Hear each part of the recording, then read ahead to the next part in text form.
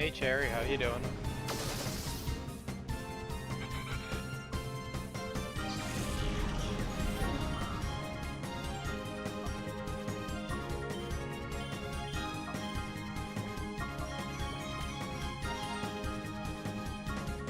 That's good.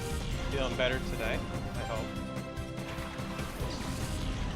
Nice. Hope you enjoy it.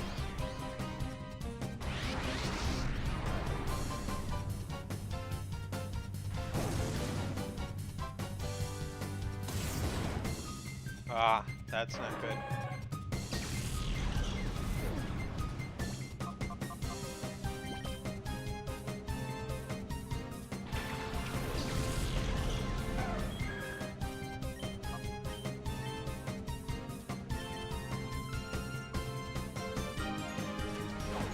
We'll get a break one of these days, I'm sure of it.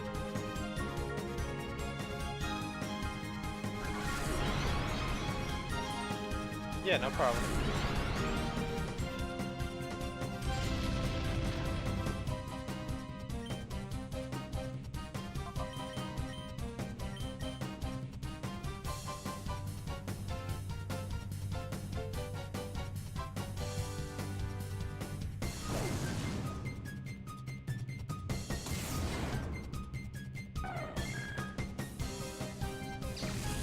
All of the Game Maker games end up being extremely loud for some reason. I'm not sure why it is, but they're always extremely loud right off the bat compared to everything else. I never understood it.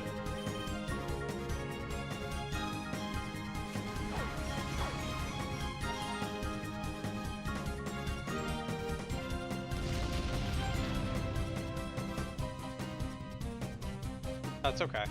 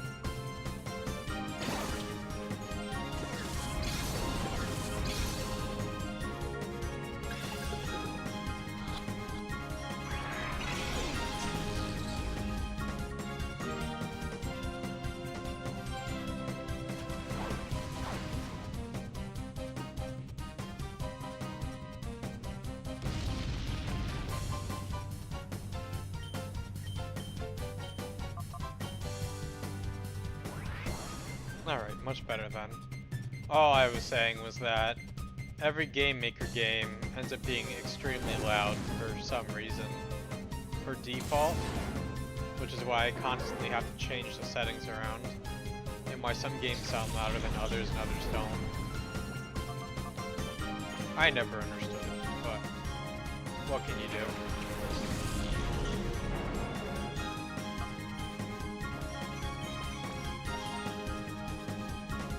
It's like Game Maker's default is loud or loudest. It's never average.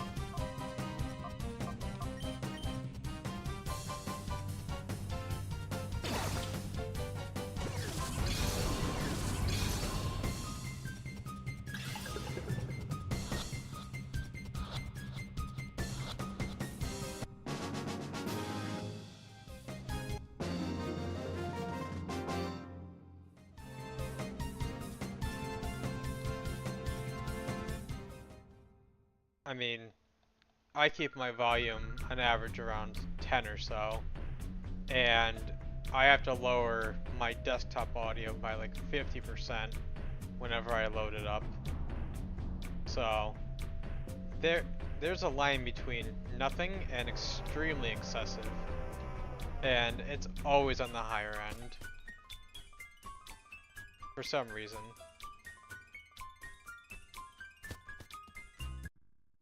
Because if I don't lower it, you won't hear me whatsoever. In fact, you've mentioned not being able to hear me, and I have my desktop volume at literally 10, 15 max.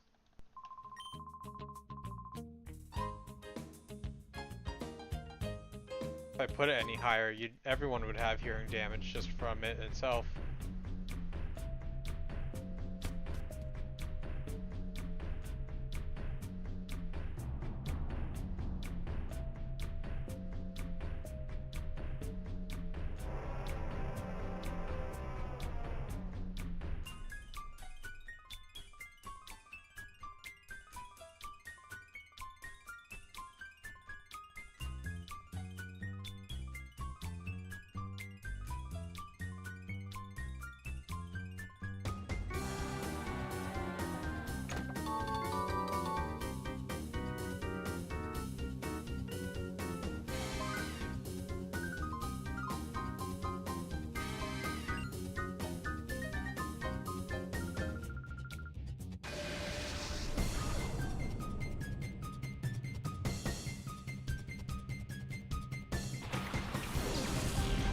So what's the name of the game you're playing now, Cherry?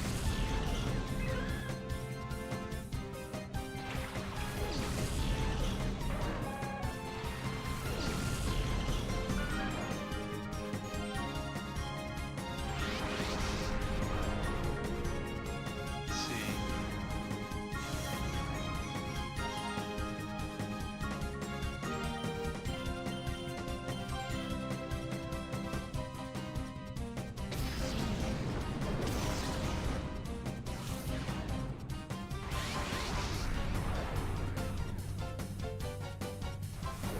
We're getting to that point now where we have to decide what we want to do next, because we're getting quite through this game. I'd say we're about 2/3 the way through now.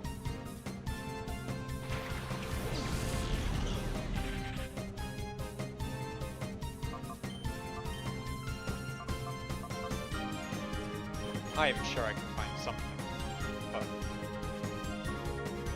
I just gotta start thinking about it now because we do not have much time left. Yeah, I'm saying the one I'm playing.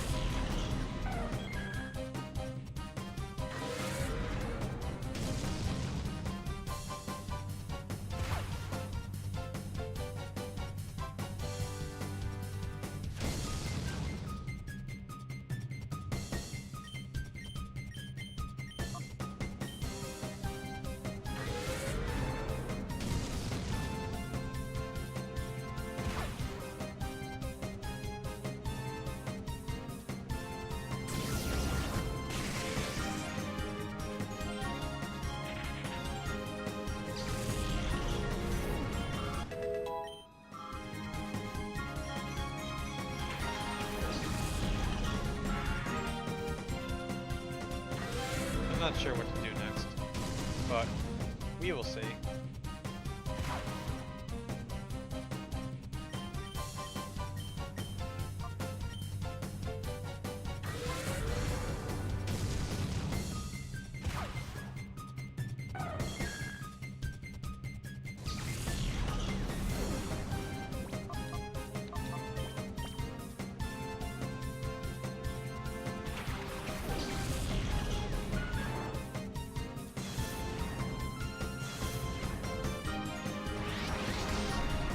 Is it a full Hackmon game, or is it partial? Or something in between?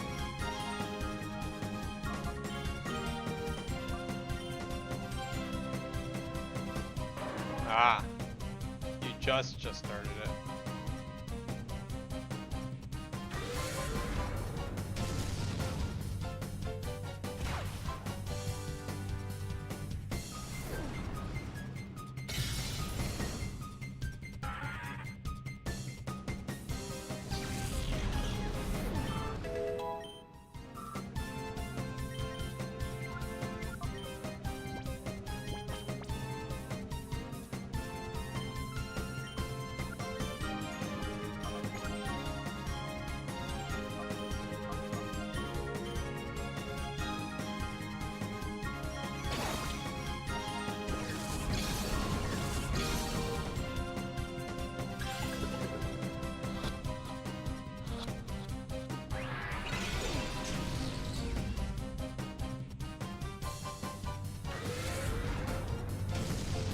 Sneasel's gonna end up taking itself out, just because all it wants to do is use Shadow Rush.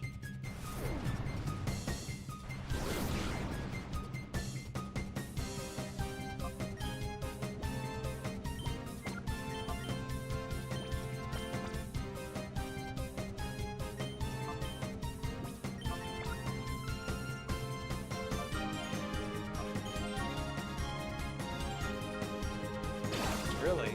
Usually the professor is uneventful. Yeah, I was just about to say that.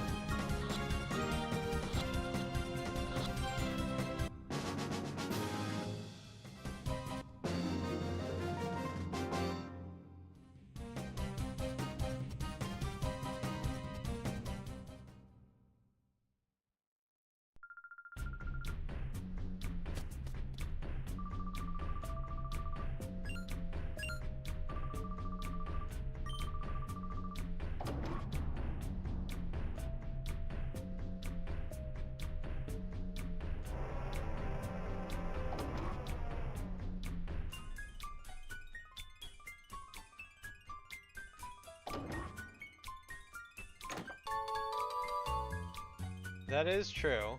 That is true. I will give you that. I can't disagree with that statement whatsoever. Could you imagine giving your character's personality? That's a tough idea, you know? I don't know if I'm ready to hear that.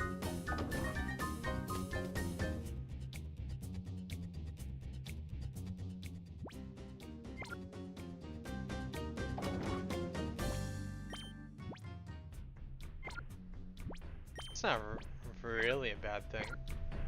Sometimes that's a good thing.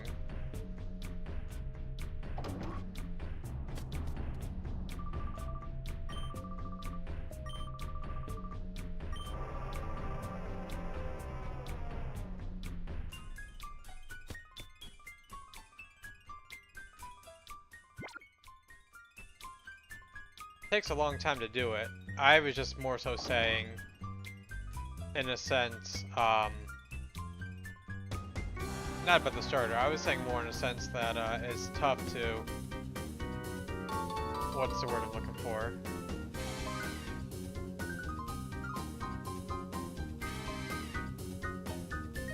The random trainers, they don't technically need too much of a personality, but they can have a comment here and there, and it adds up. But most of the starters, and for the most part the professors, they say one thing, and then you don't hear from them again, and then once in a while they're like, oh, by the way, your Pokédex hasn't come along.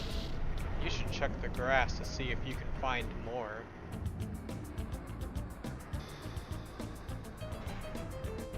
Oh, you have 3 Pokemon. Congrats, you did very well.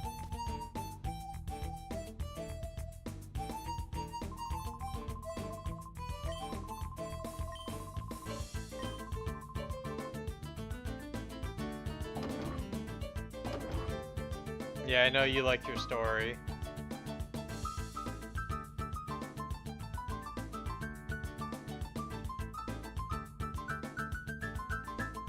I just like having a good time, you know?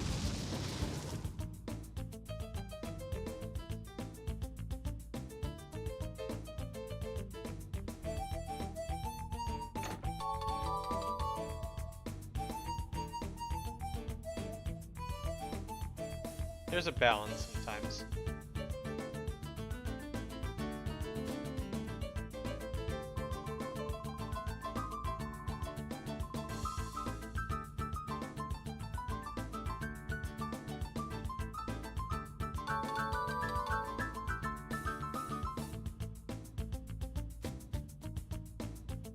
I would say in terms of story, this is about on par for where you'd expect a mainline game to have.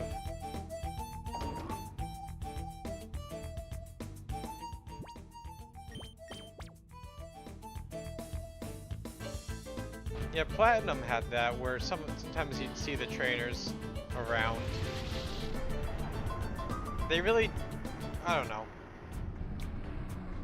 For most of the mainline games, it's tough to say, but it's really true that they're just kind of there as a stepping stone to the next room.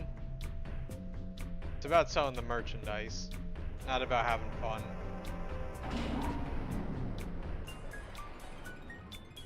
I mean, yes, sometimes they do tournaments these days a little bit, but, you know, it's not the same. In the old games, you at least had the opportunity to, you know, link up and tackle challenges together. Nowadays, they've got the raid dens or whatever, but it's not the same as going through a challenge together.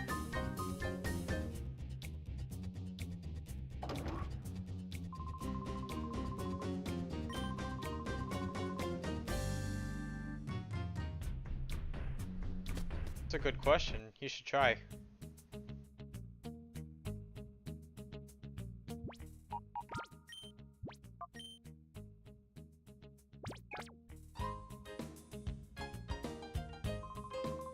Unless, of course, it breaks your game. You wouldn't like that, but... Ah. That's one way to do it. That's what they used to do in the old failsafes. Specifically in Gen 2, if you encountered anything without mons, it just skipped it. So it would flash as if you got an encounter, and then it would just send you away. And that worked on trainers too, so if you went to a gym leader somehow with no Pokemon, you would get the badge.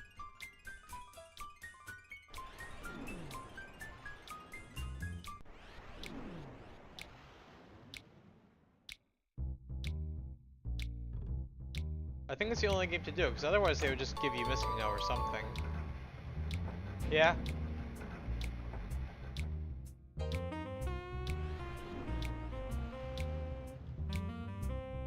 I mean, technically, if you never caught a Mon somehow, you would beat the game flawlessly because you would never encounter anything until you would get hard stuck when you needed Surf and Cut. But if there were a glitch to make it say that you can't... I know in the older games,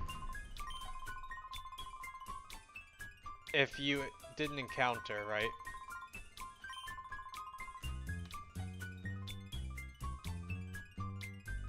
Yeah, but let's say, for instance... Well, okay. So all I'm saying is, you would not be able to progress. You wouldn't be stuck. But in the old games, what you could do is you could have Mons in your party, and then they would just be invisible. So you would have 0.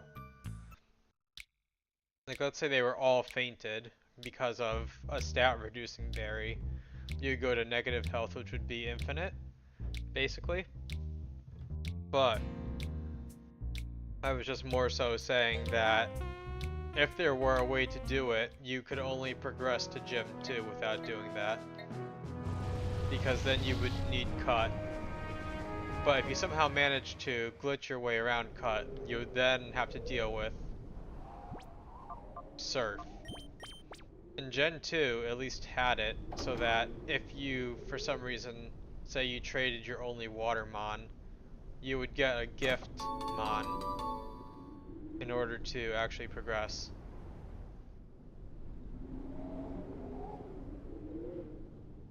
Well, you have your starter, and then you have an egg, and that's really it. You don't have too much. In Gen 1, you just have your starter, and I don't think you get any other gift Mons. The only other one you would get as a gift would be Eevee and Celadon and Kanto. But in Generation 2, you would just have your Mon and then the egg. And then if you didn't... I think every single starter can learn Cut, so that wouldn't be an issue.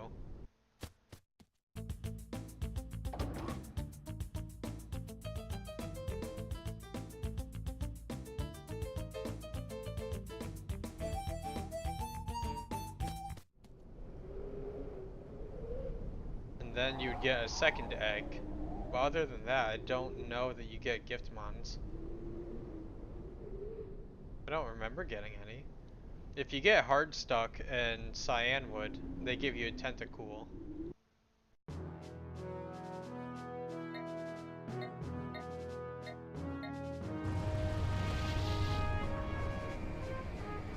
But they never really give you a Mon to learn Cut.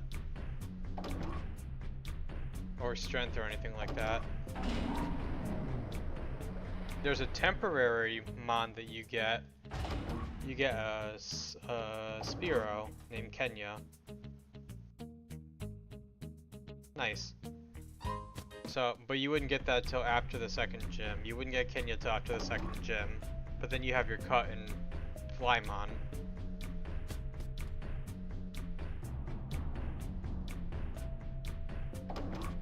But I don't think there are enough gift mons to actually play through the game. Unless you use your starter. But I don't know that Chikorita, Bailey from Ganium could learn Strength. They might be able to just as a failsafe if you only wanted to use one Mon. But you'd never make it through the whole game.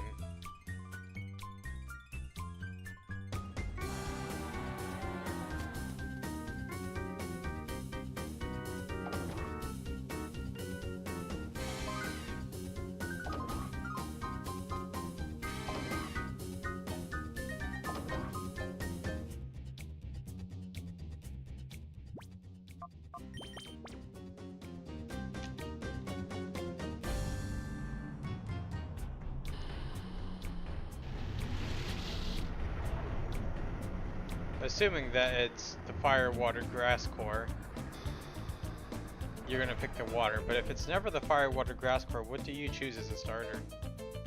Do you have a preference?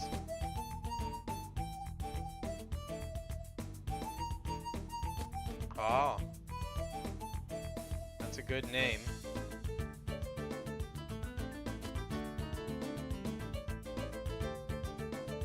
You gotta choose that one, right? Just cause funny reference.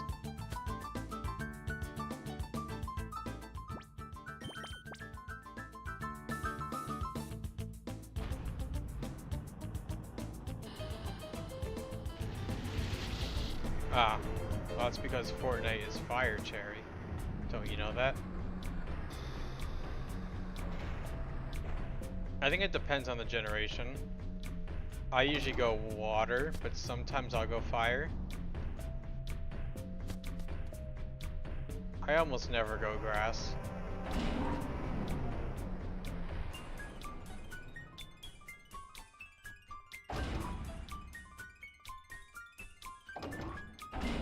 Why don't I go grass? I'm not really sure. They never are really all that interesting.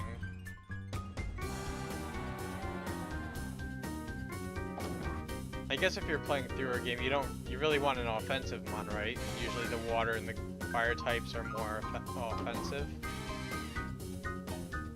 Fire definitely is. Water is either bulky or offensive. Going Fortnite.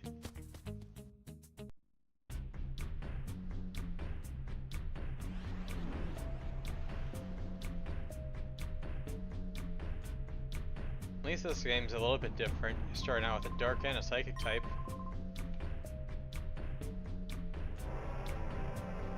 Well, that'd be good for you. You always say that bug type doesn't get enough love.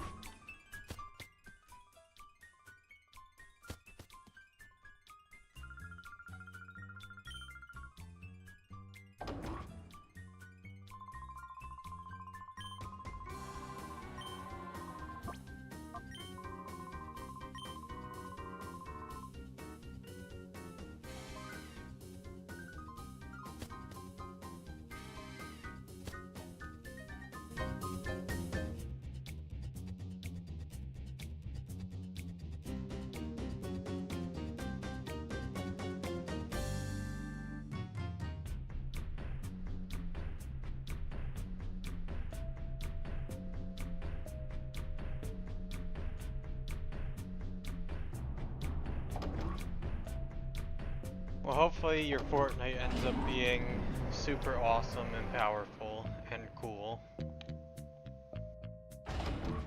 What's that?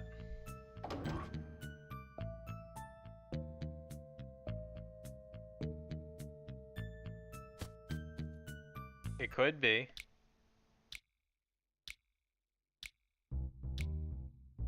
I remember when I played it, the only time I really played it was when they had the PvE mode, because that's what my friends and I like to play. And,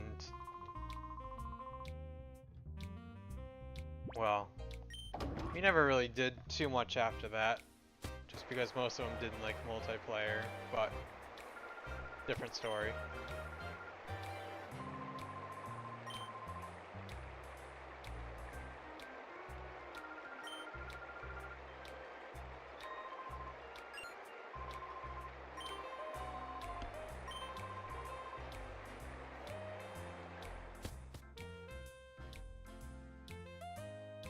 Yeah, I'm not creative when it comes to names, so can't really help you out there.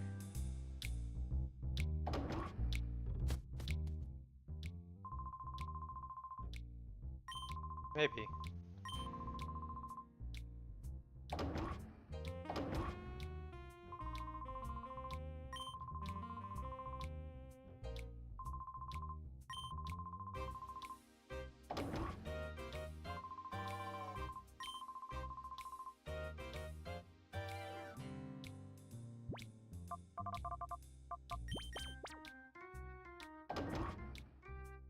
Not a bad idea.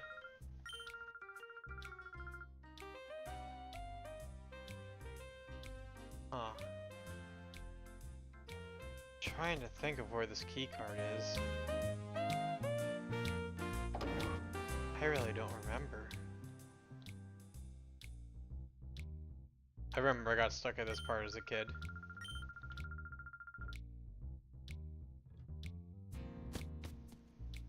This is gonna be a problem, because I don't remember where this key card is.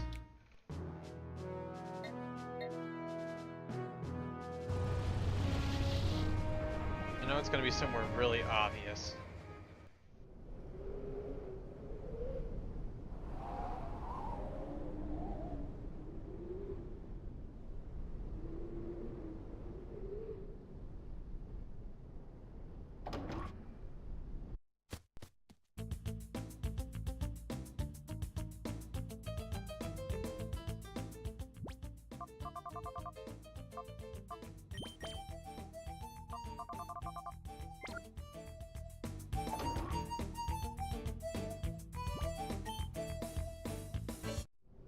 Oh, I was just hitting that switch. I should have known. Because it looks so much different than the other computers, you know? Silly me.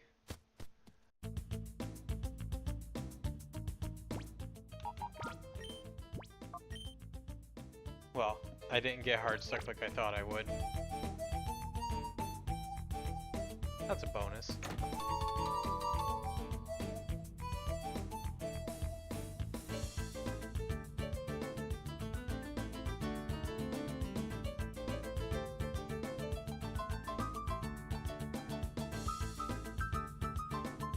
Do you prefer that or no? Personally, I do. Or if you can't turn off animations, then yes, definitely. But when the animations are good, I don't mind keeping it on.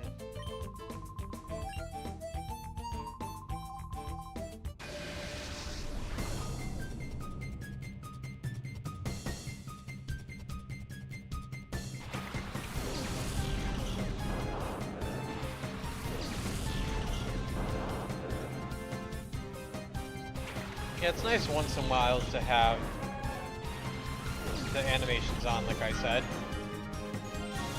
Like in this game, they at least look pretty cool. The handhelds, they kind of, you know, they get old, I guess, is what you would say.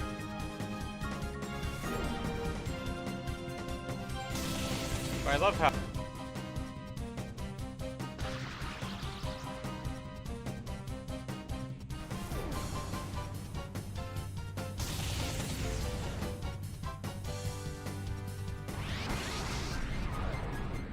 I like having the animations, Yeah, sorry about that. I noticed it as well.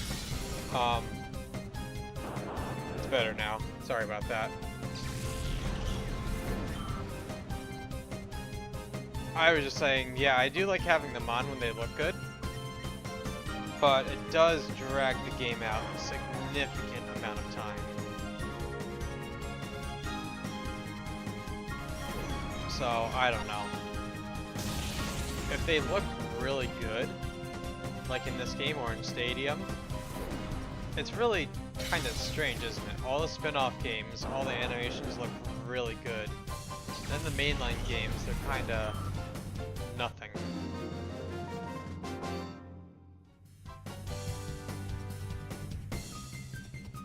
I'm not sure if you've ever seen any of the side games or you've enjoyed doing them, but it's...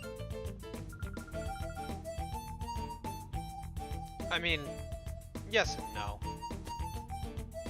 You can... I think in these games they reuse a lot of the data from Pokemon Stadium, so they just had to animate the new moves. So rather than including every Pokemon, like in this game they didn't include every Pokemon, you know, for obvious reasons. But at the same time, it's more of like, you know,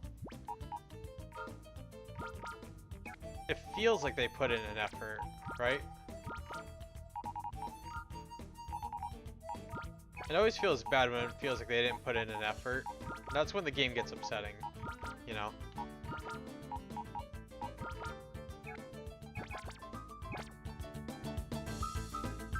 It's not like...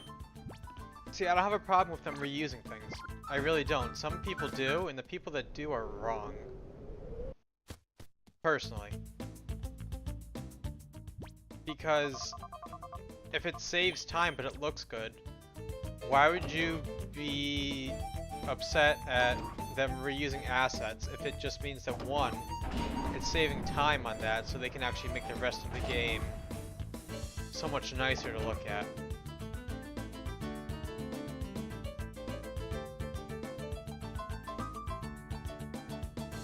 It's just, I don't know. Have you ever seen have you ever seen this game outside of me playing it, or Battle Revolution or Stadium?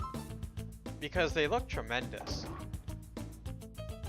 It's really sad, honestly, that some of these games look better than some of the handheld games. Like, this game looks better than Sword and Shield, personally. Now, I know the textures are a bit upscaled because of the way it's being run. But the mons aren't just bobbing up and down. Look at Suicune's, you know, look at Suicune's sides and how, you know, the tentacles are moving. And how him on top being, you know, a bobblehead, basically, something that's supposed to be on his top, is actually on his head and not on his feet, moving left and right. You know, the name is meant to be a pun. Why is he not on his head? Why is he on his feet? It doesn't make any sense. It's not how it was ever supposed to be.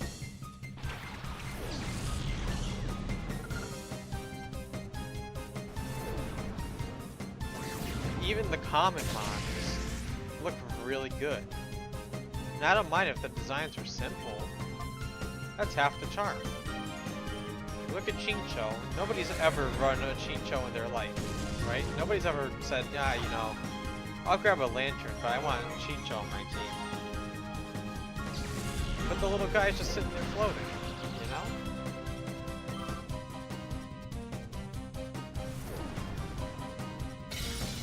It's like if they were able to do this good 20 years ago, what happened?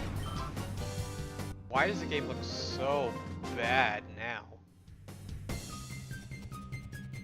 Is it because they're giving it the Call of Duty treatment, where they have to have a yearly release, or else stockholders cry? When it becomes about profit, that's when the games die, you know? profits do tend to kill everything. And I know it's... Don't get me wrong. Everybody needs to make a profit if you're putting something into it, right? You should be. But at the same time, it's tough to justify giving you money for something when it feels like it looks like a cash grab.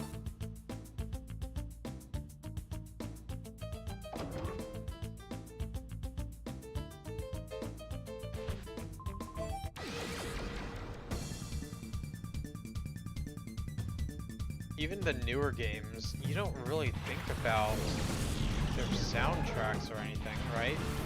But you've heard in the fan games a lot of the soundtracks of these games. I know for a fact that Opalo had some of the soundtracks in this game. It had the Forest theme track. That was why I recognized it right away when I was first playing them. Like, oh, I know that. That's from Colosseum. It's an iconic soundtrack.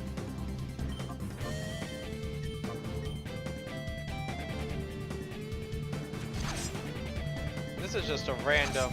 This is like a Team Rocket member, you know, and their soundtrack is good.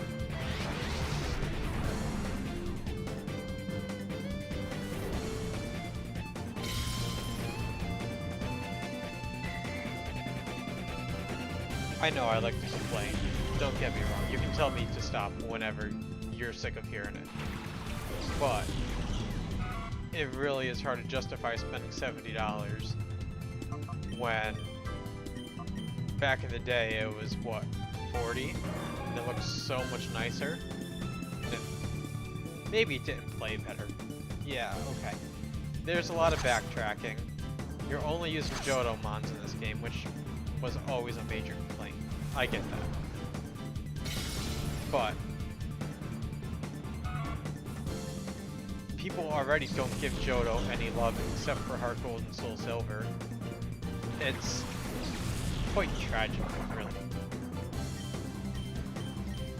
Yeah, this is almost like a mini podcast, but with nobody arguing with me, so everybody's always on my side, which is the wrong way to approach things. But, you know, I'm always open to the opposite view.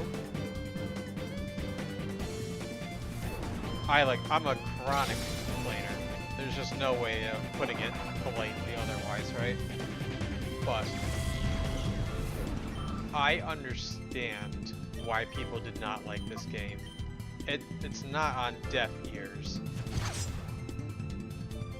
We played this game for what? 8 hours on stream? And I've had to put in 8 hours worth of training just to get the hearts unlocked and actually leveling up the guys. That would be awful for a viewing experience. And I understand that. Which is why I don't subject everybody to that. But... oh, nice. That's not very common anymore, is it?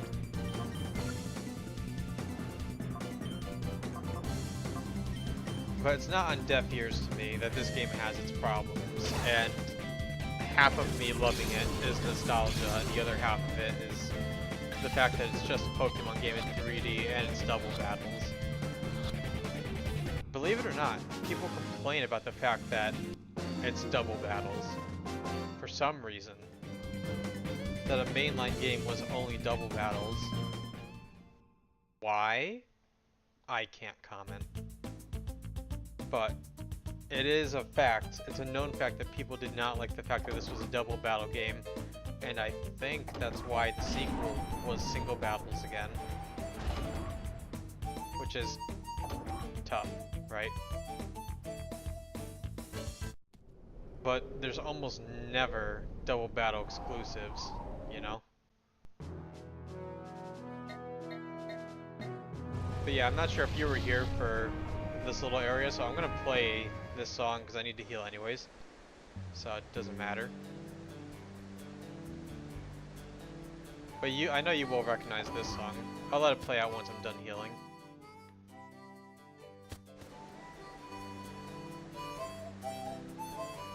Yeah. I recognized it immediately. It fits in a lot of Yeah.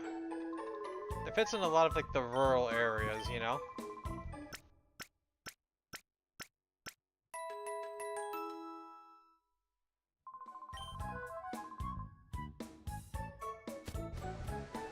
No, it's not the Celestic Town. It's actually from this game.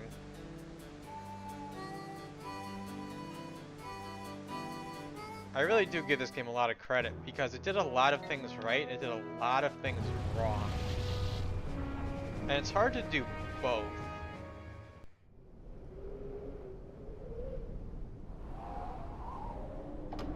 It's hard to make a game fun and then also royally screw it up at the same time.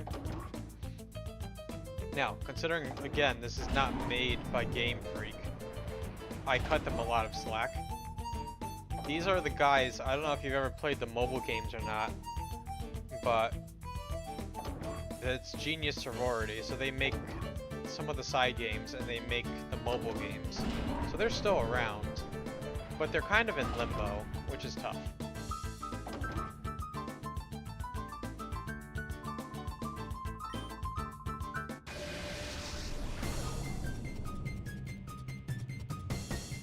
I almost wish they'd be given a second chance.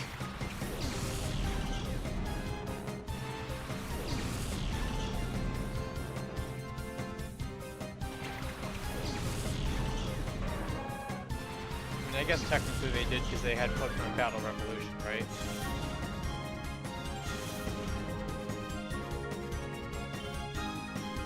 That's good, huh?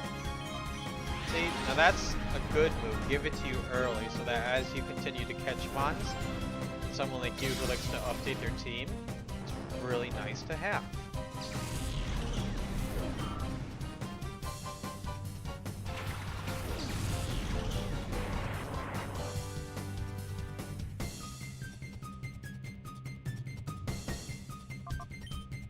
I know, I'm someone that rarely builds multiple teams. I've done it this game because there's such a little opportunities to see random encounters, so it's okay.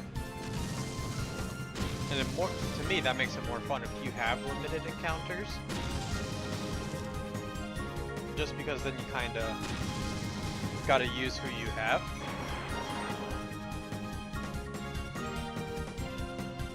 Sometimes they give you access to like 400 mons, and it just becomes overwhelming. I again go back to Platinum and how they had almost like 1.5 regions worth of mons, kind of like Emerald. But then you're able to import everything after the fact.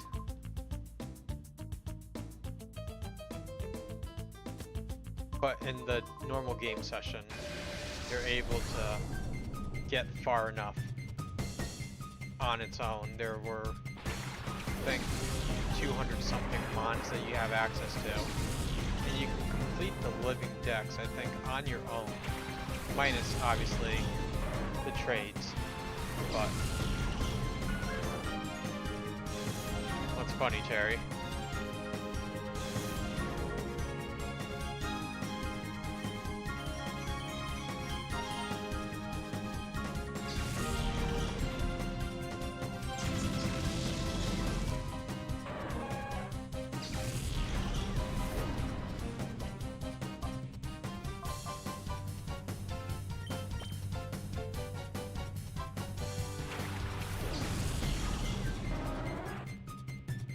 Oh, let's see.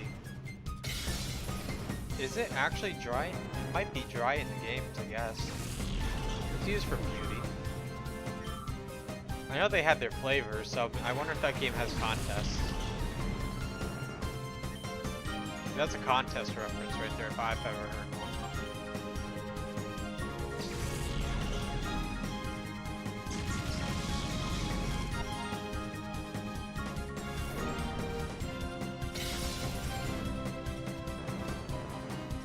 Man, we never do contests. It actually takes a long time. I guess they forgot that character, didn't they?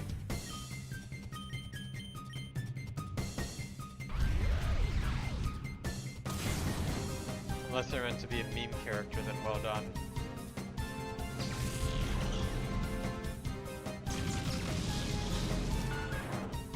Maybe it's going for LOL humor. It could be. If you see someone that says bottom text, then you'll know that it's not ironic. Then, well, I don't have anything to say at that point.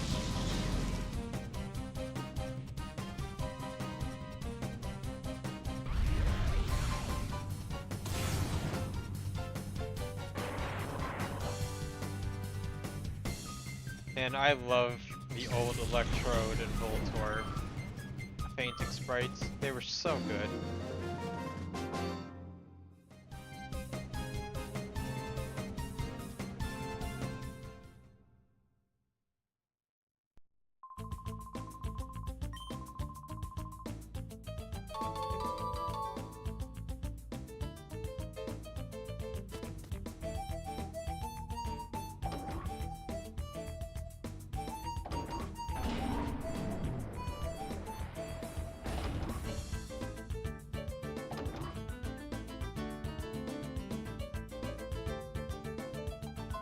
The question is, I don't have a problem with that if I can walk around it. If I can't walk around it, it's a little bit annoying.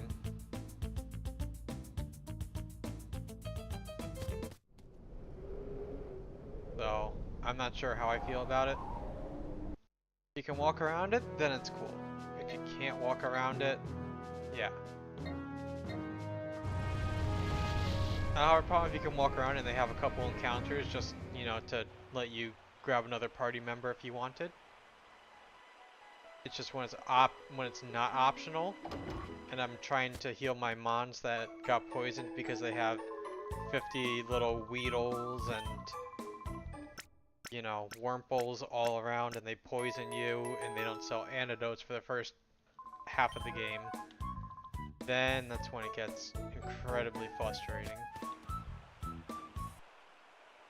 I'd rather be paralyzed for half the game than to be poisoned after the first encounter. Yeah, see, I dislike Shroomish in the early game because of his Effect Spore. Effect Spore always goes off. Effect Spore always goes off and you always end up poisoned or paralyzed. I swear it's 40% poison, 40% paralysis, 20% sleep. Effect Spore is such an annoying ability to have to encounter, and when every single early game trainer has it, man, it's just not great, you know? It really isn't.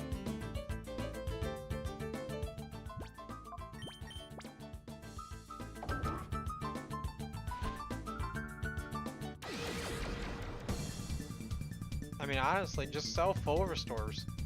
I would buy 100 of them at the start of every game if I could. Truly, I would. I would buy 100 full restores at the beginning of every single time if it just meant I didn't have to run back and forth in between trainers because I hit the poison point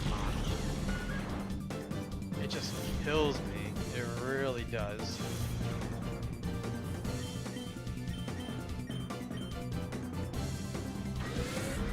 It's like, oh, I hit that 33% chance to get poisoned. And it happens every time. It feels like between static and poison point, it never ends. That's why, honestly, I can't stand Fire Red and League 3. Everything poisons you and everything paralyzes you. I played through it again recently and it just reminded me why it's so annoying.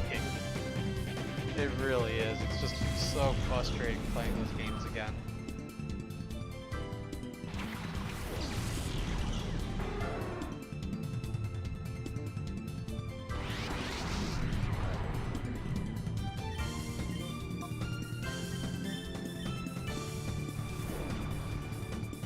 Don't get me wrong, I still love Kanto to a degree, but it's been done so many times. It's meant to be the tutorial game, but if that's the case, don't charge $70 for it.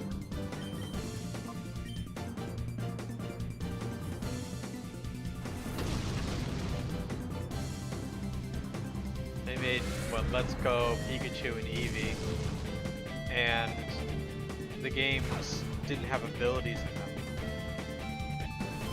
Just terrible.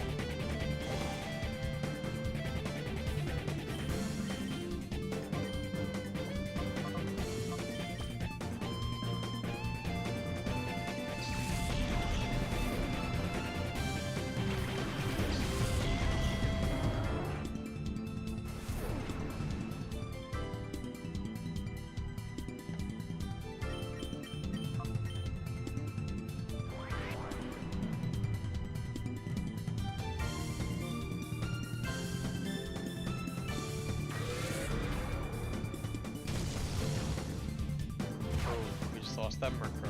That's a shame.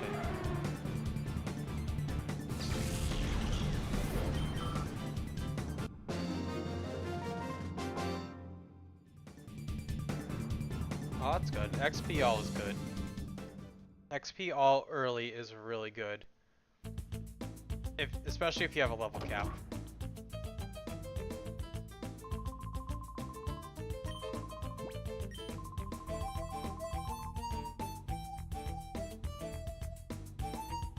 See, I don't mind level caps in games, because then I don't like running through a game and just having one mon overpowered and then I do nothing the rest of the game.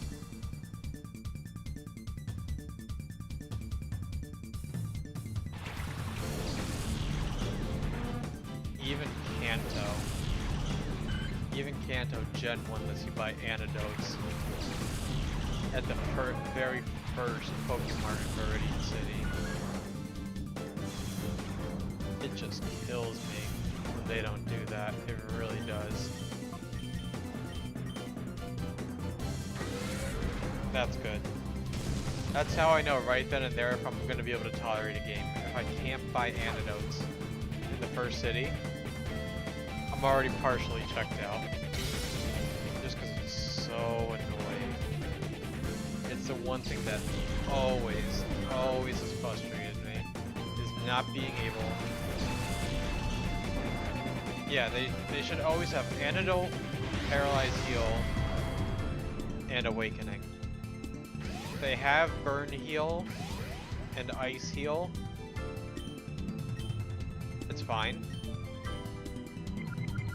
I don't have a problem with it. But if they're burning you that early, that also limits a lot of your mons, because then you're getting crippled in attack half the time. I think after the second gym it's okay to have burn. But if you have a fire gym as your first gym and you chose a physical type starter, it feels terrible.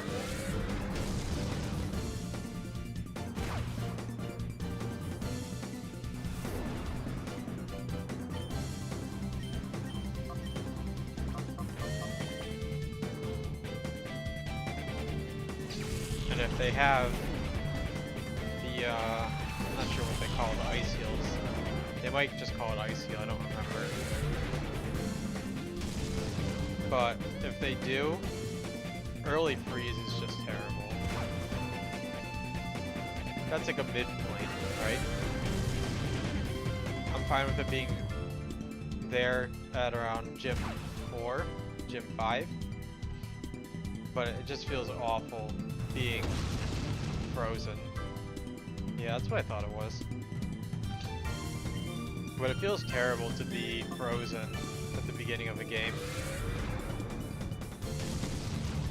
I can deal with paralysis, because usually they sell the Paralyze Heal and Antidote. But being frozen, you're nothing. You know, you're actually just nothing at that point.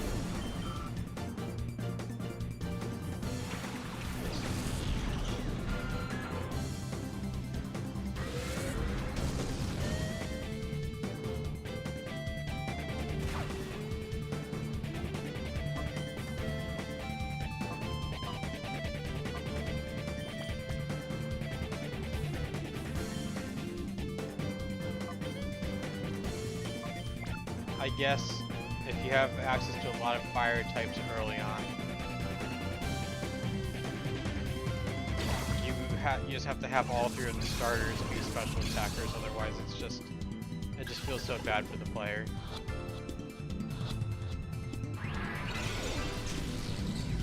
Minus the fire type. The fire type can be physical, right? Because they won't get burned.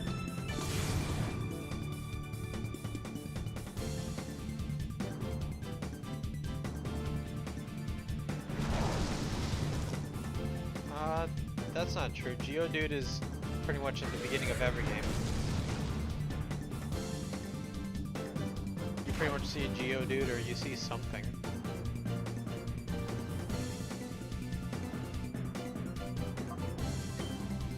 You could even... I mean, if we're strictly speaking, Gens 1, 2, and 3, you can get a rock type before first gym in Johto. You can get one after the first gym in Kanto. You can get one after the first gym in Gen 3 and Gen 4, and probably Gen 5. I'm not certain on Gen 5. But technically speaking, you can have a rock type for Falkner if you chose Chikorita. You could have a Phanpy too, I think. I think you could get Geodude and Phanpy. But what it is you would go up, you would leave New Barktown, and then you would go up to the little gate which brings you down from Blackthorn City. And in that little patch of grass up top, you can grab a Geodude. I think you can grab a Phanpy. You might not be able to, and it might be one of the level 20 patches up north. But I know for a fact that in Cubic Crystal, that was where I got my Geodude, and he stayed in the party the whole time. He was a full 100% team member. And then I hung out in Sprout Tower until I could find a Ghastly, and then that Ghastly was on the team the whole game, as well as the starter.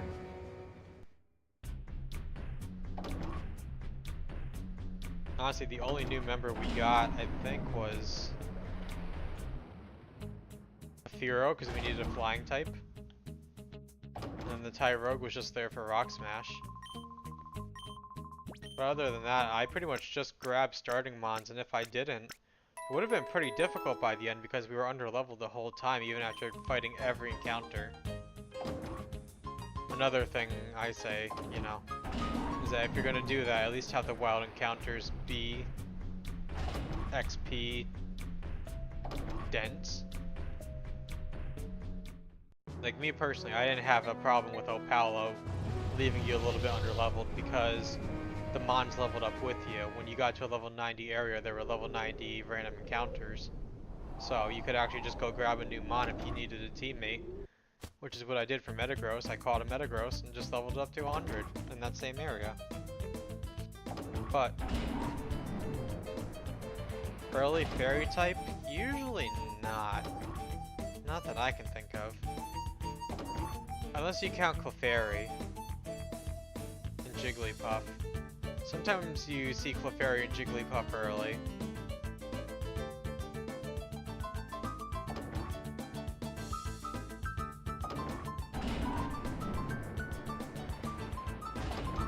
Fairy's kind of strong, so they don't like to give it up early.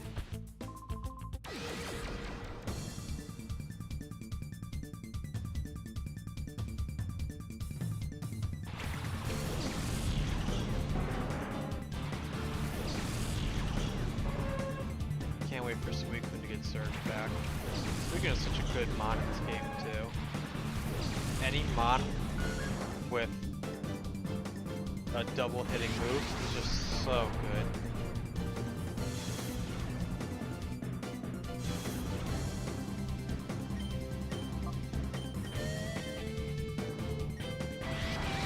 Ah, that would make sense. Ladybug is one of those mons that has always been, I hate to be rude to the little thing, but it's always been garbage. Just because Ledian is so bad all the time. Like, there's nothing redeeming about Ledian whatsoever.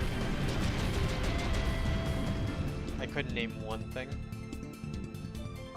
Even if I was trying to be nice, I couldn't name one reason to use Ledian.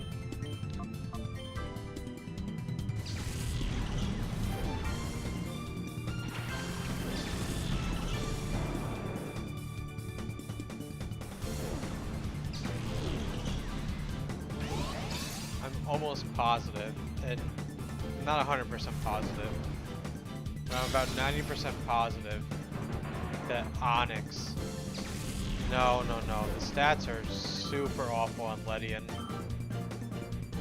I'm almost positive Sunkern has higher attack than Ledian.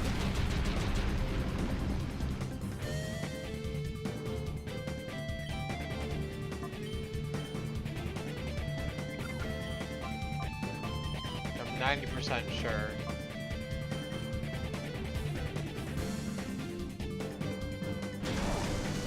Not saying something because Sunkern's stats are like the worst. No, I stand corrected. Ledian has 35 base attack. And Sunkern has 30.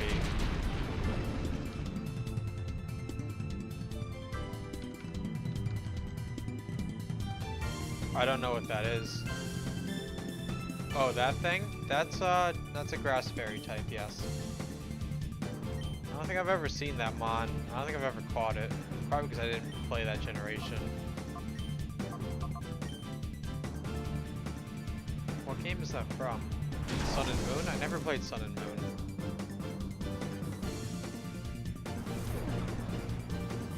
Maybe Sun and Moon had early fairy types, I don't know. I couldn't tell you.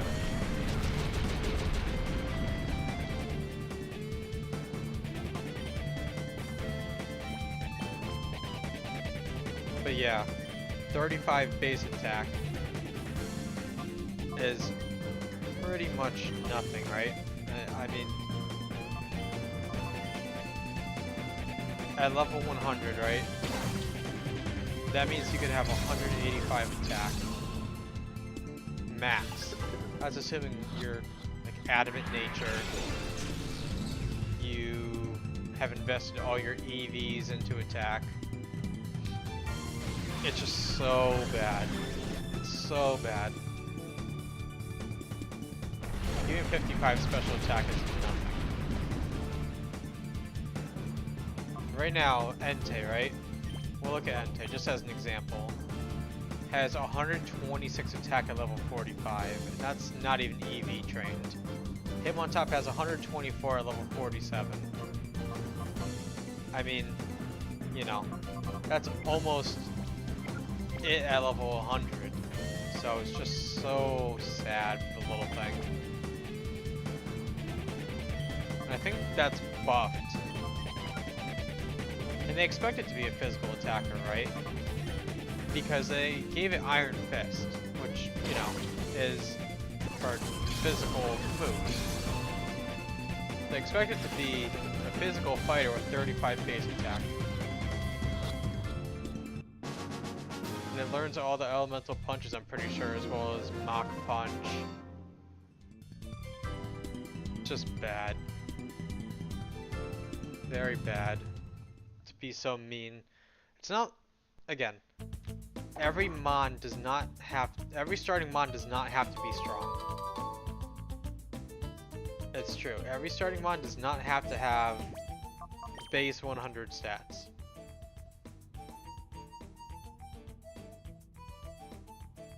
Seizure warning.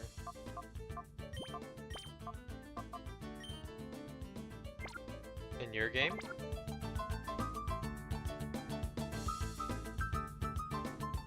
Or did my stream die? Ah.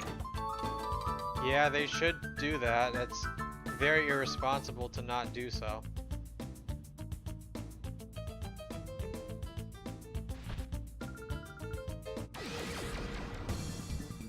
I'm gonna say, did the stream die and then all of a sudden it started burning a hole in your eyes? If so. Yeah. Still a very poor taste to do. To me, that's already a reason for me not to play it, because I don't know if someone's going to go jump in and then it's going to kill them.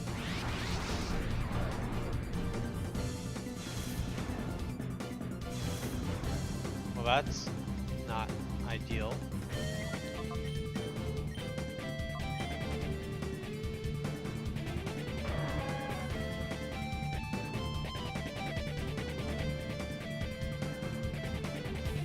Well, if they did just give you Strobe City.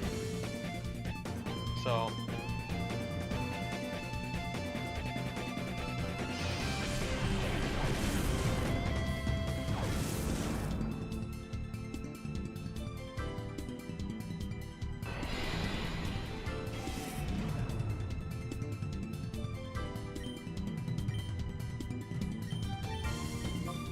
of course.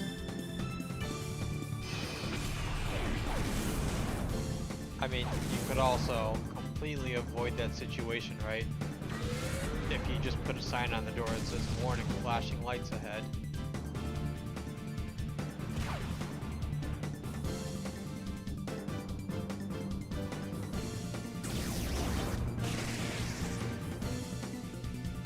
It's really not that hard, right? You could have an NPC stand in front and go, hey, we've got a really awesome light show going on. You want to come in? Then you could just hit yes or no. And then you'd never have to worry about it. Because then that would be your warning.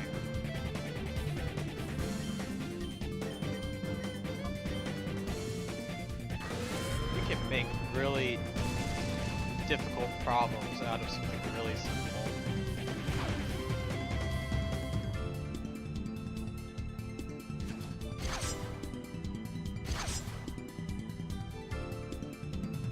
Yeah, but that also could, you know, signify that maybe there was a lamp or something. It's more the fact that it's due diligence. You don't know who's gonna, you know, tune in to watch it, or, you know, I don't know if you, obviously you don't, but if you did, it could be really bad if, say, you just want to go play this game, and then you're home alone, then all of a sudden you're on the ground seizing, because you weren't expecting it to be as bad as it was. Yeah, but that doesn't mean anything. It could just be that the decoration for the outside windows like a Christmas light. You don't really know.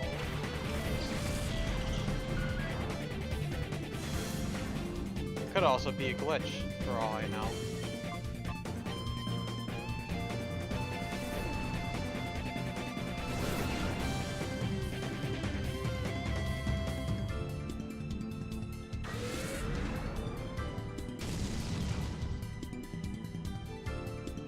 Technically, if you make any game, I'm pretty sure you have to put a warning up front if you were to ever release a game. I'm pretty sure it's a law, depending on where you release it. Like 95% of games, they give an epilepsy warning.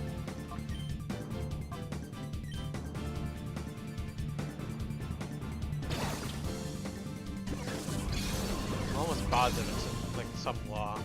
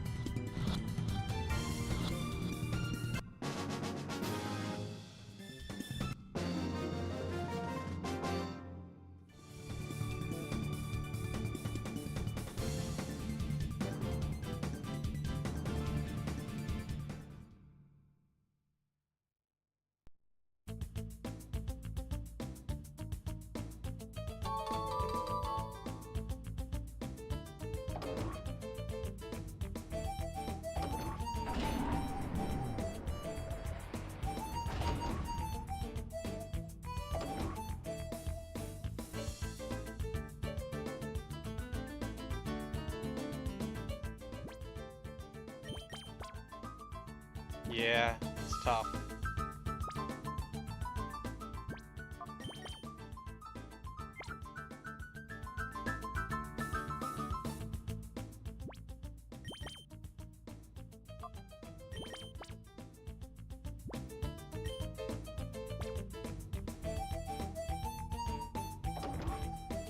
It wouldn't.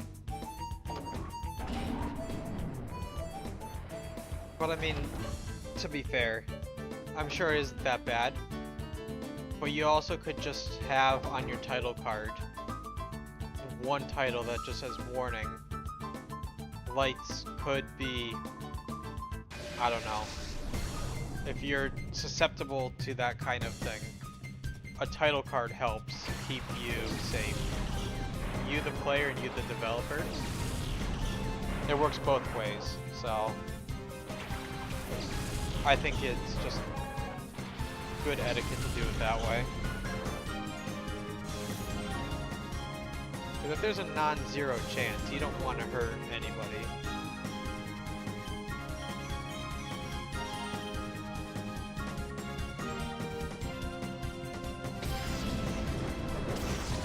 It's never really the goal.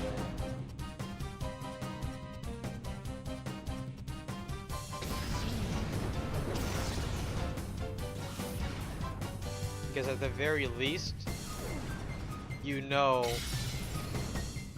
not to go in the house. And at the very worst, maybe you accidentally miss input or something, right?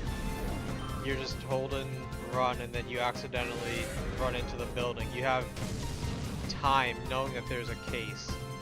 You can shut your eyes and then just hit down or up to get out. Then it's just not a problem at that point.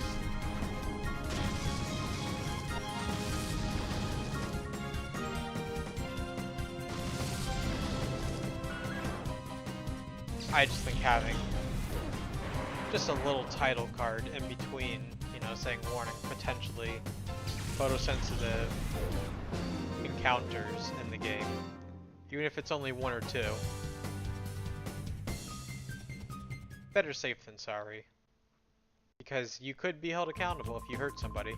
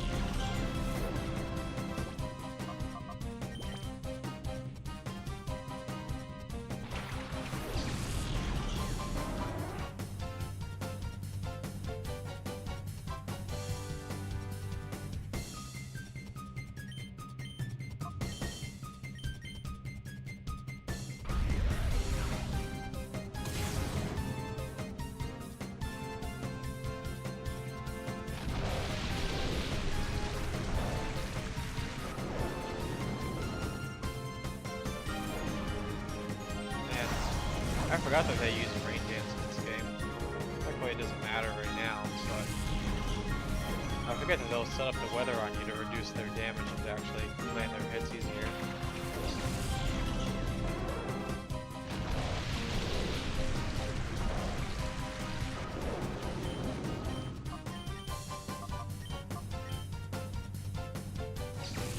should just set up Sunny Day.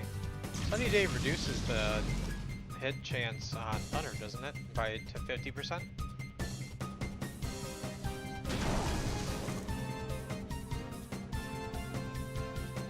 Right. Poison heal. Yeah, that certainly makes it a lot easier. That's something I usually say to do.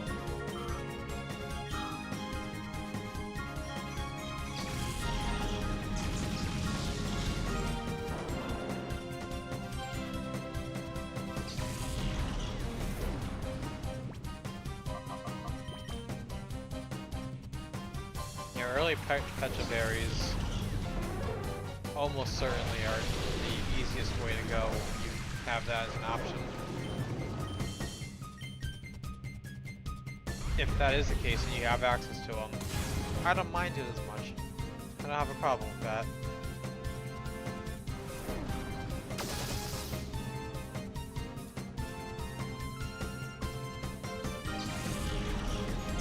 But yeah, in hindsight, I should have set up Sunny Day to make Thunder 50% hit chance instead of 100.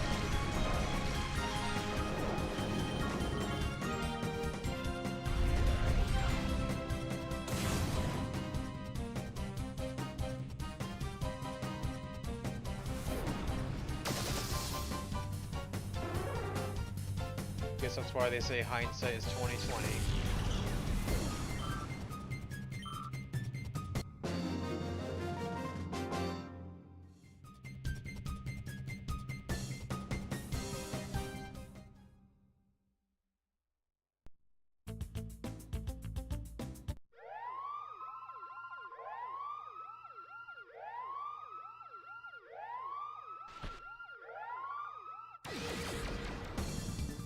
This is quite the situation.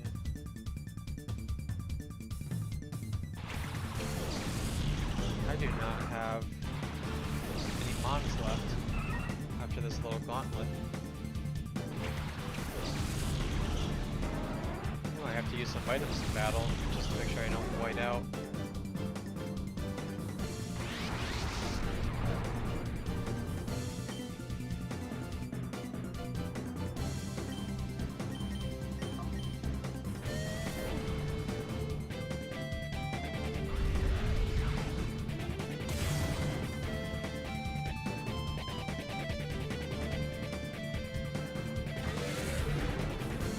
Bravo would actually be a pretty cool mon to have on the team. I'm not sure if it's too late to train up another mon.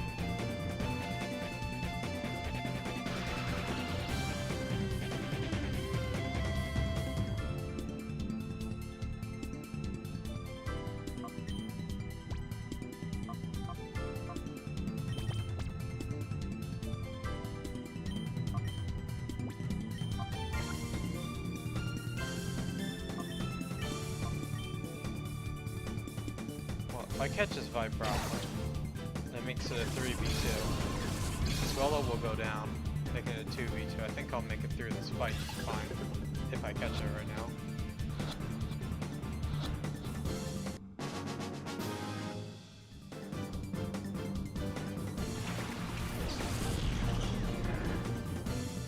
How do you feel about Kecleon? Do you ever use it?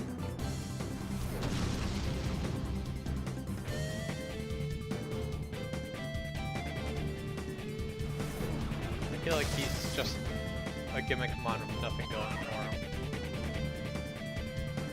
Yeah.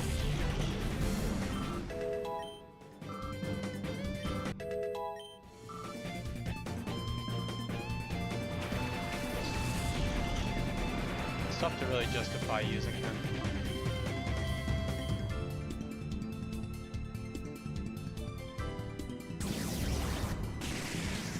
I don't mind using a normal type once in a while. They're actually useful a lot of times, but they just kind of...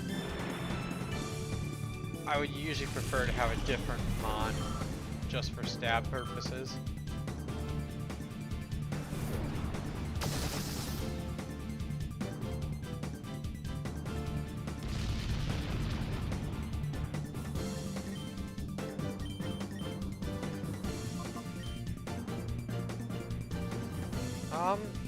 There's a lot of times you get early sleep.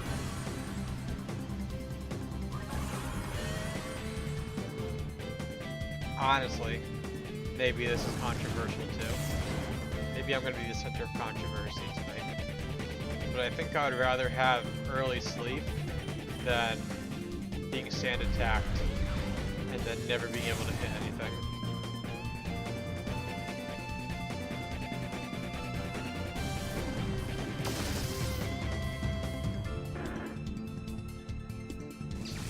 At least with sleep, I know I can always throw on a chesto berry or something, compared to sand attack where I'm just screwed.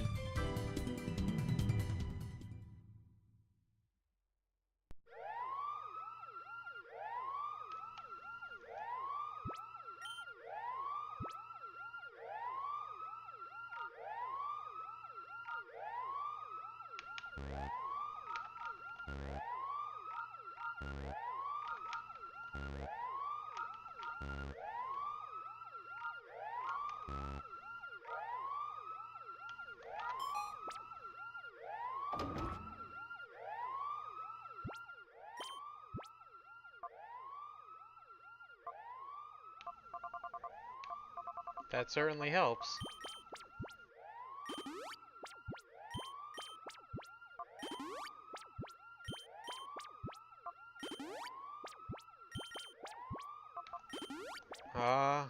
Yeah, it's certainly different, huh?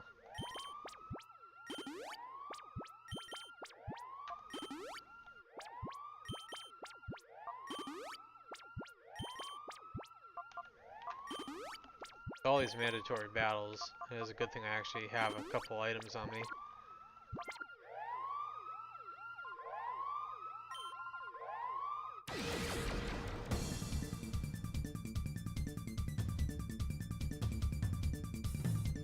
It does. It definitely does.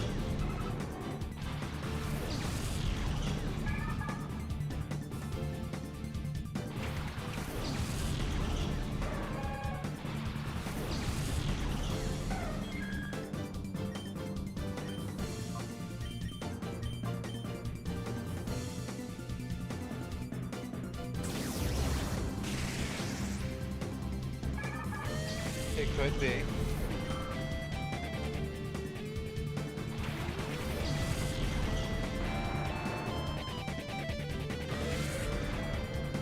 Man, I love the Lava Fett sprite. Lava Fett's such a cool mod, it's just kind of annoying.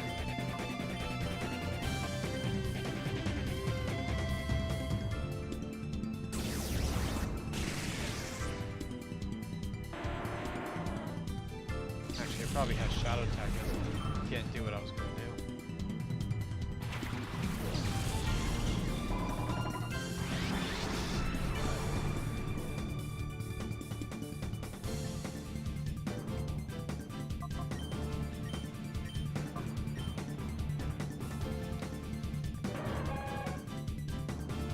Are they different, Cherry? Or are they useless like you were thinking?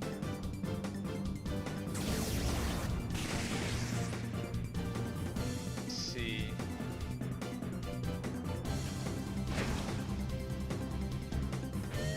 I'm not sure what the point, it still doesn't make much sense to me, but who am I to really say?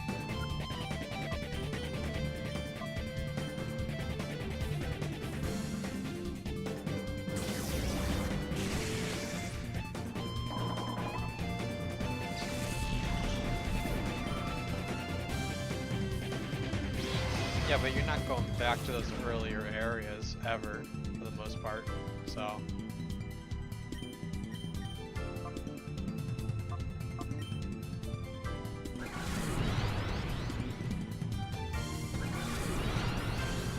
I'm not gonna lose this Lava Fett.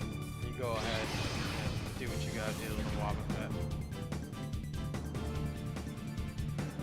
I have half a mind to stall it out and not lose to Mirror Coat.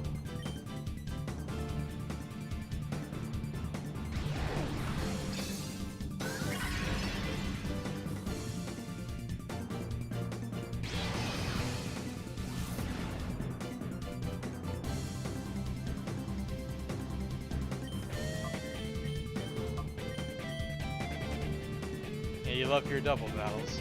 So do I, though. They're fun. But seriously, I love the swap pet sprite.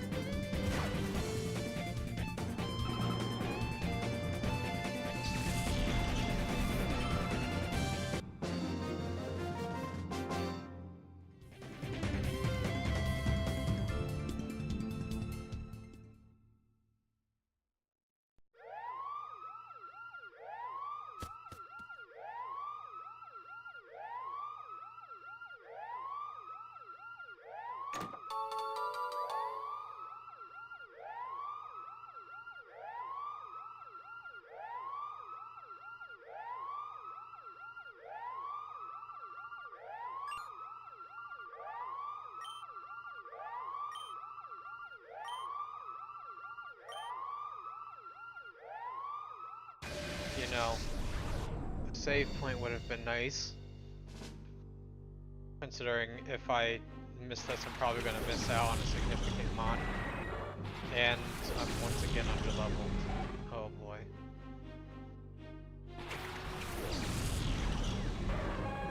It is, yeah, any early game status spam is significantly worse off.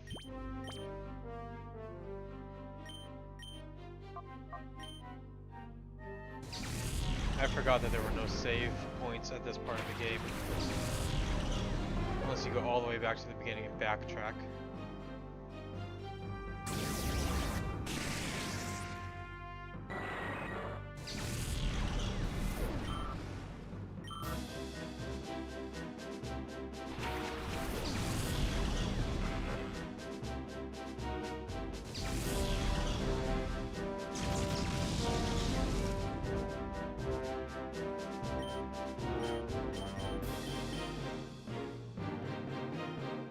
Yeah, status spam is annoying. It really is. Now, is it really bad with it being Spore, or is it just mildly annoying with Hypnosis and Sleep Powder? Because if it's early on and they're running Hypnosis and like Grass Whistle, it's not as bad because it's such low odds.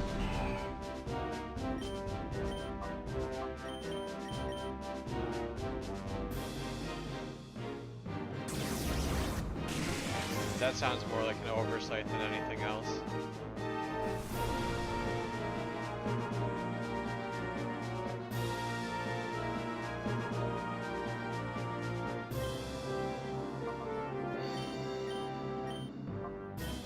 That doesn't sound right.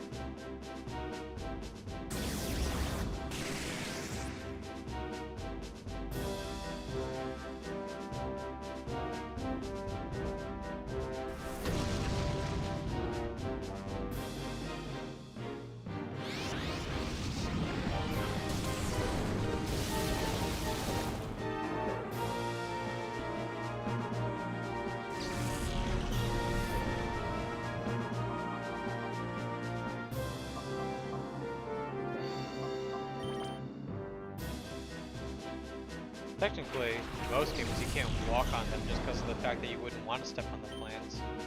So... yeah, I would say so.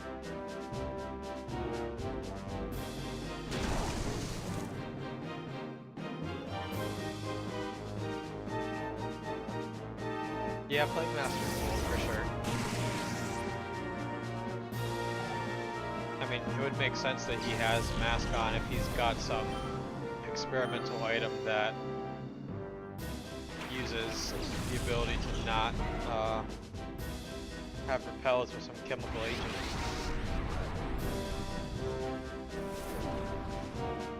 Man, I was not prepared to have to grab Raikou. This is going to be tough.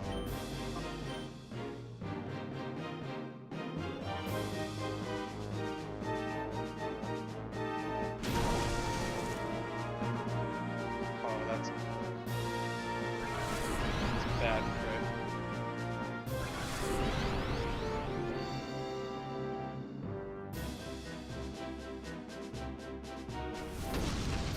would actually like to catch this Raikou because that would be one of the last members that we end up getting in this game. Yeah, that makes sense.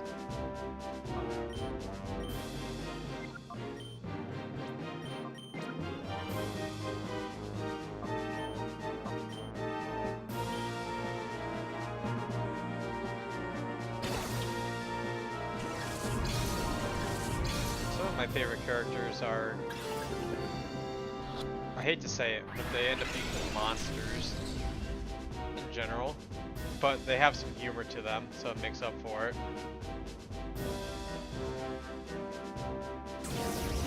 I think I've always loved Jack from Borderlands. He is such an iconic character. No, he's not cartoonishly evil, he's just evil. Like, there's no justifying anything he does. Just evil for the sake of evil is how handsome Jack was. I don't know if you've ever played Borderlands 2, but he's the main antagonist of the game. And he's just a villain. He wants... If you've never played Borderlands 2, it's just... You can't really explain it. He's just... I don't know. He's ended up taking over the entire planet to try and rid it of, how he would say, bandits, but basically it's anybody who's lesser that he doesn't like. Just evil, you know?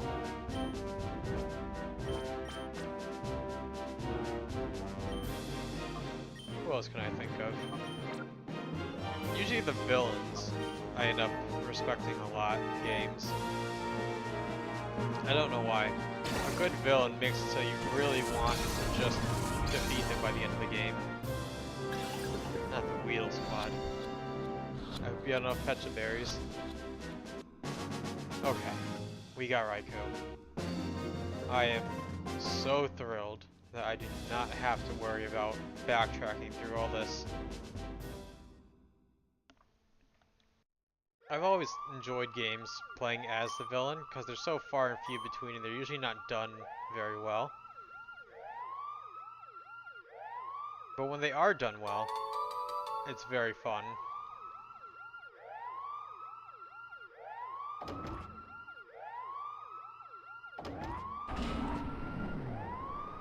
No, just straight up villain.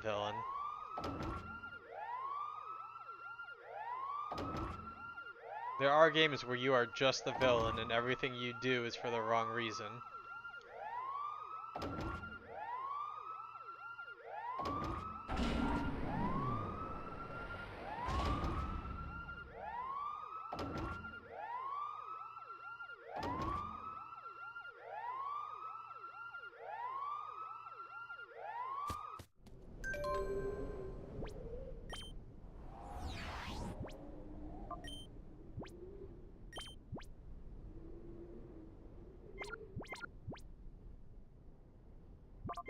When I think of being just a villain, just for greed, I always think of Payday. Payday was such a fun game to play if you had any amount of friends, 2, 3, 4. Such a fun game. Is it a buggy mess? Yeah, it's definitely up there for some of the worst content. But it's just the gameplay loop is so much fun.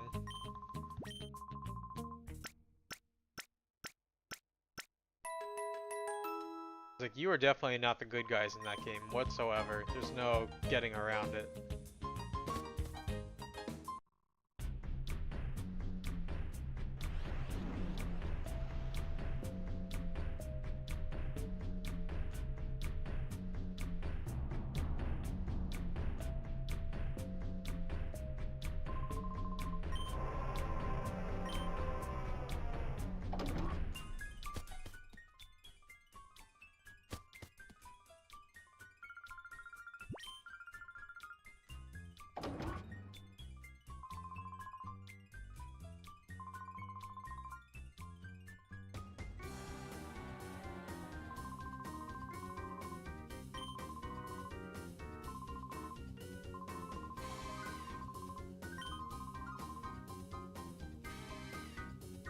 I know some games, I'm sure there are some ROM hacks out there where you just play as a bad guy and maybe you can turn it around or something, but 9 times out of 10, that's not fun, you know?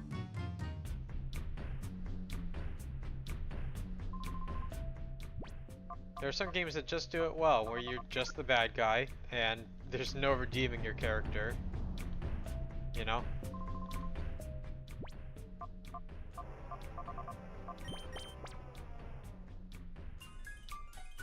At least in this game, technically you're not even the good guy either, right? Because you're still stealing Pokemon. Yeah, you're, in a way, you're, I guess, taking them away from villains. But you're doing it for whatever reason. Technically you don't have a reason, but, you know. You are the good guy technically, but you're not exactly a hero. Like you said, anti-hero in a way, but even then that's not accurate. I don't know what you would call your character.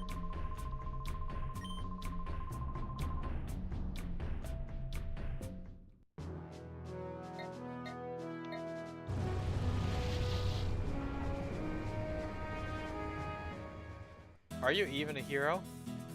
I guess you could be a vigilante.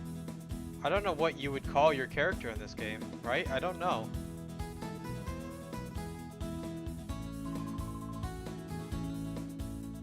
This is pretty much the last section of the game, by the way, in case you didn't know.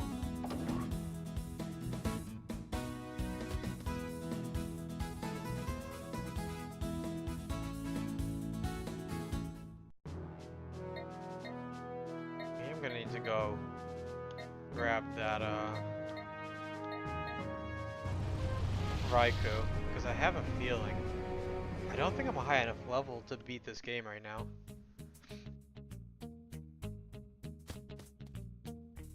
I really don't.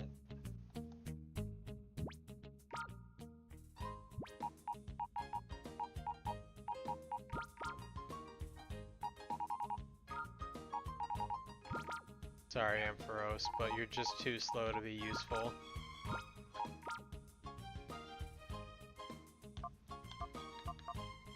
.59 speed is tough.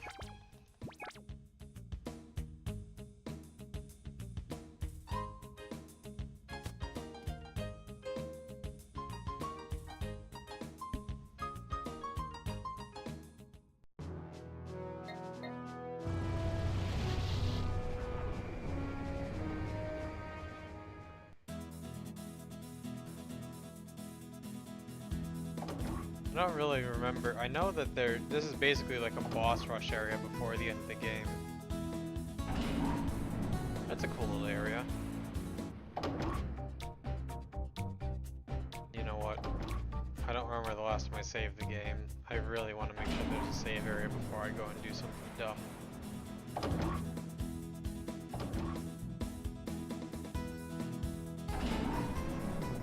Hopefully there's one in this area. There is. Wonderful.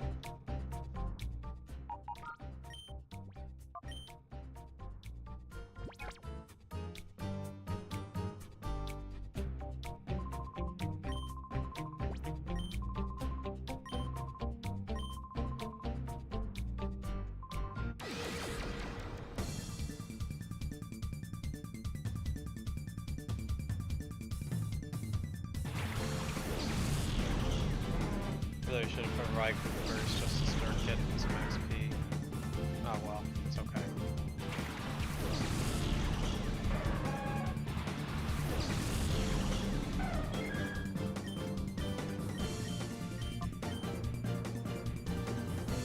Well, since we are almost done with this game, we should probably figure out what we're gonna do tomorrow, huh?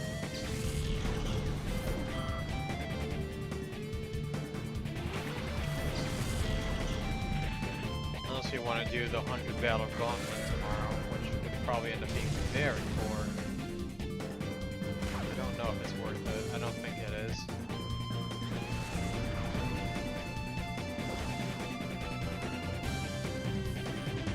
And I might end up doing the same thing where we show off the final couple fights and then swap over to something else tomorrow. I'm not sure.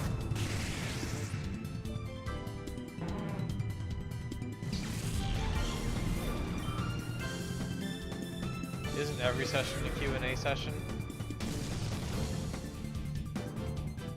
I'm never talking about what's going on in the game unless it's something really kind of, I guess, important.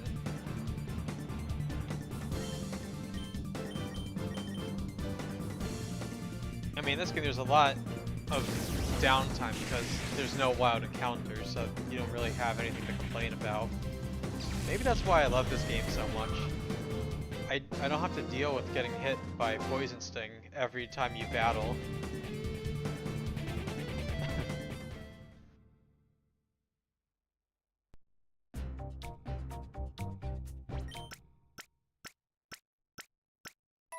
Maybe it's just me and I don't like wild encounters.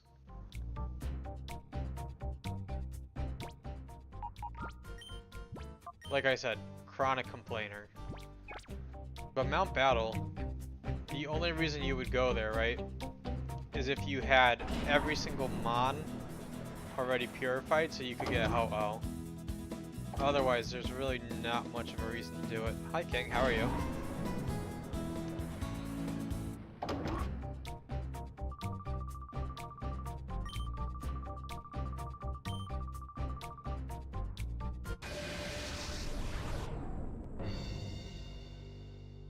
I always forget that he doesn't play his theme song here. It feels odd. I am almost 90% positive I'm underleveled for the final fight.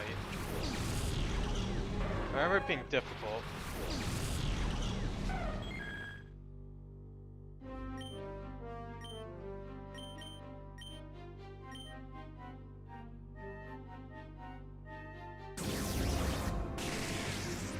But anyways, how are you doing today, King?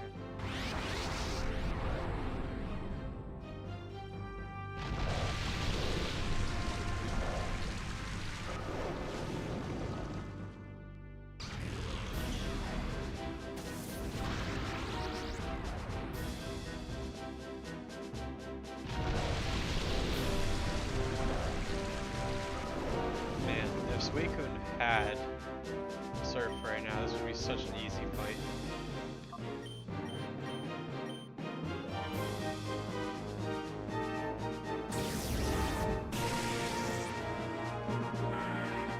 But what can you do?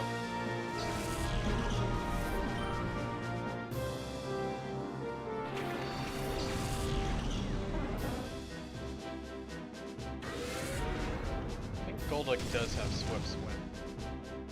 That's gonna be a little bit... I know Suicune's probably gonna end up going down. Oh, not Leech Seed spam. Okay. I forgot that's what Winnie does.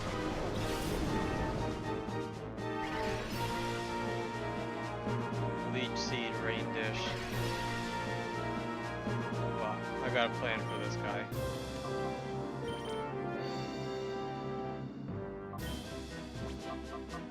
That's gonna be our little Umbreon with Toxic.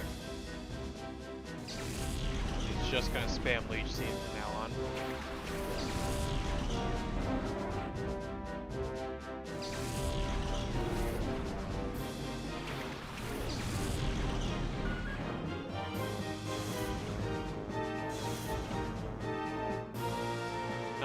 Anyways, what was I saying? I don't remember. Something, what are we gonna do tomorrow? Mount Battle or something else, because I think we're gonna be done with this pretty soon.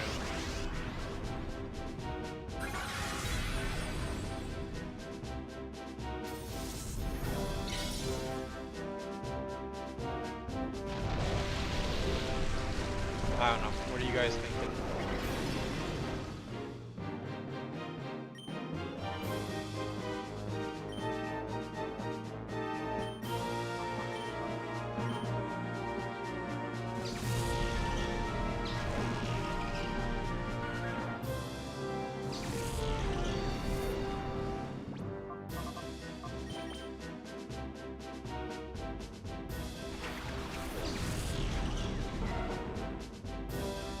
I do have half of mind to just purify these two using the flutes and calling it a day as well.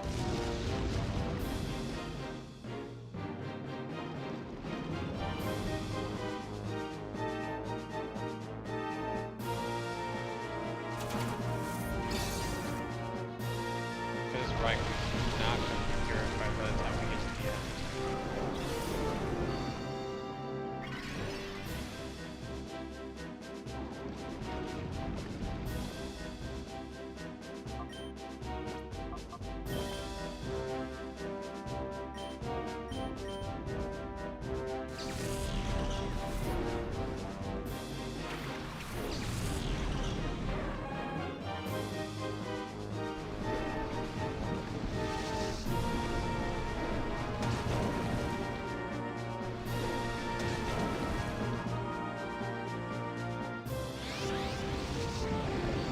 Thank goodness for Toxic Umbreon. It's carried so many fights.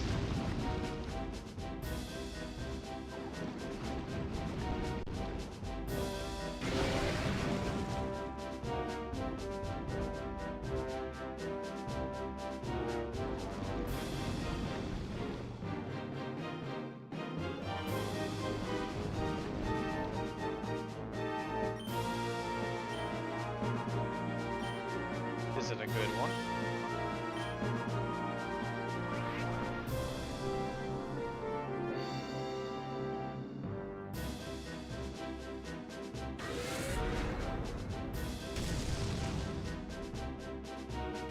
That is up there for good ones. I would never complain about getting Will-O-Wisp early. That just means it's probably going to be a tough game you're playing, in all fairness. Yeah, I think it's just going to be a tough game if they're starting you off with Will-O-Wisp. That's what it seems like to me.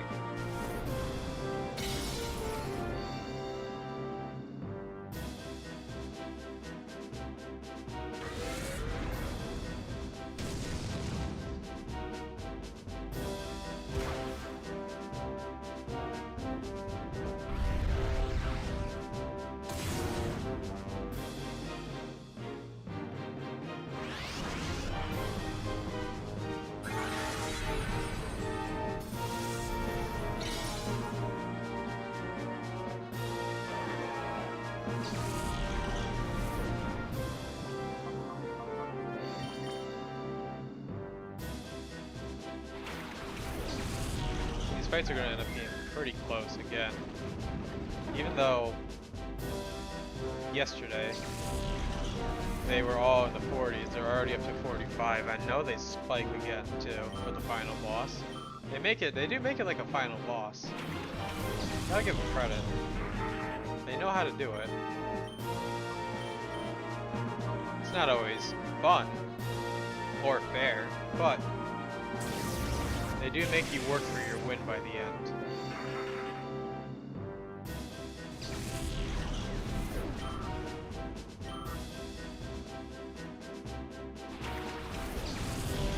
Auto or Shadow? No, it isn't. I couldn't remember if they had any more by the end here. If these are the last two mons, it's pretty much game over, because all you need to do is wait out a couple turns. Him having a swift swim team is actually pretty cool. Swift swim, rain dish. They really do make you try.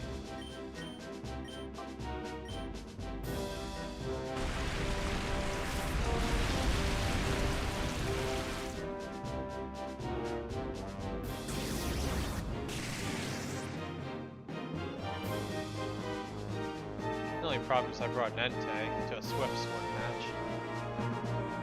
But what can you do, right? Actually, one thing that I could realistically do is set up Sunny Day. And just spam it. I think Entei outspeeds Nicola. He is pretty fast. In this case, she, but...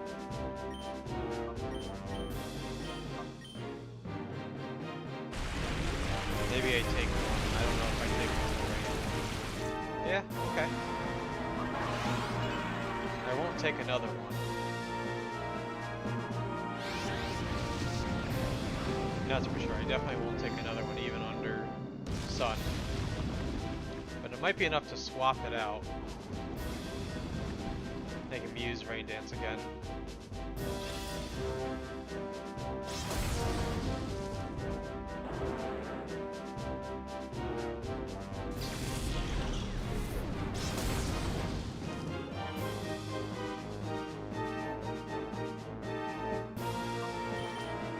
Well, it's gonna basically be on Raikou now, because Umbreon's done everything he can.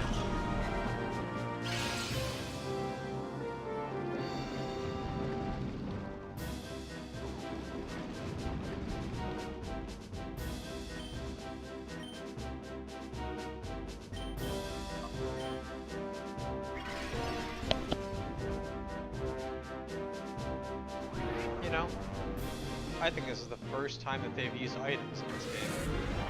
I forgot they did, because they really don't use them often.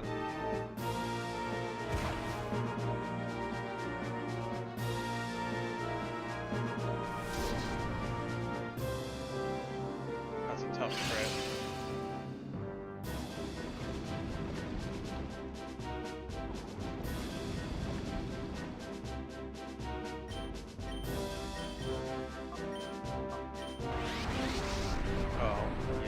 This fight's over.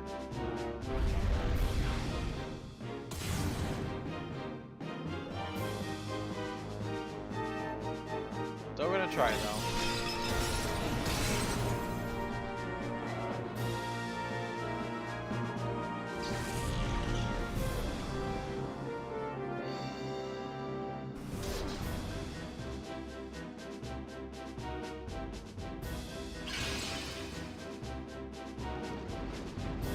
Ludicolo goes down.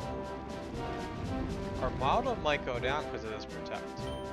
I think I outspeed. I think this is going to come down to a last hit. Did you now? What happened? Yeah, that's definitely not how it works, but I admire the effort to try.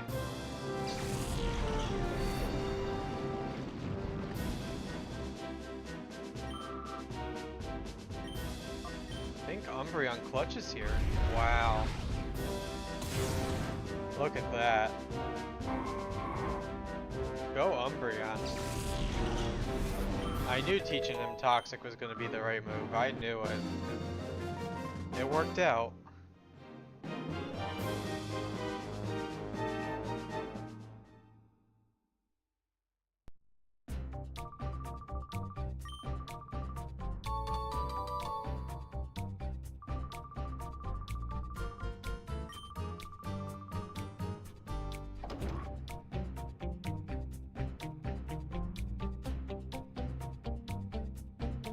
Wow, that really did come down to landing a couple protects. I love protect, man. It just works so well. It really clutched out that fight.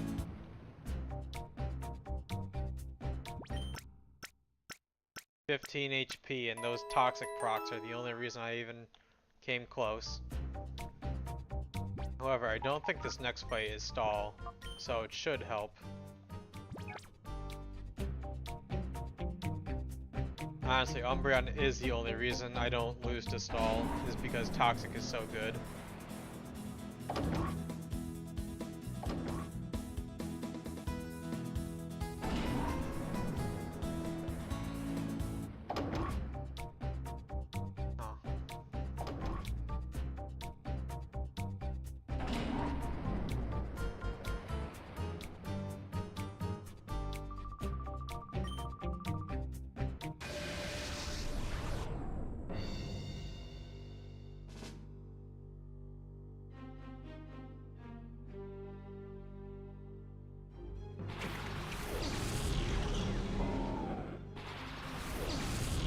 If Suicune got Surf yet. If Suicune got Surf, this is going to be a lot easier to fight. Don't think it did though. Not yet.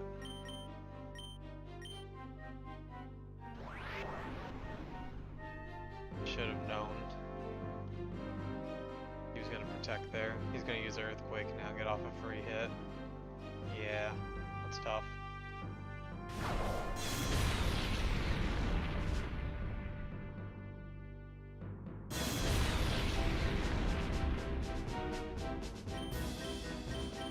still want to take out the wish cache first, but if I do lose here, it's probably better just to use reflect turn 1.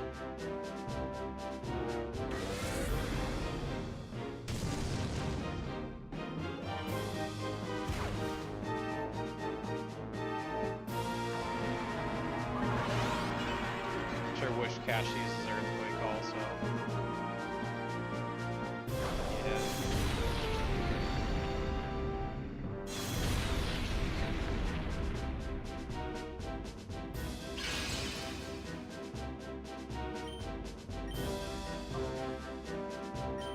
Tespion's going down anyways. Should probably just use reflect. Help everybody else out.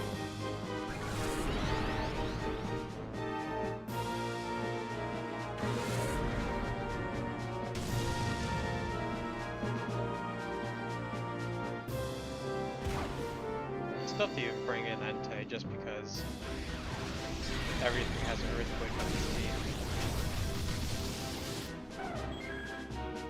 Probably shouldn't.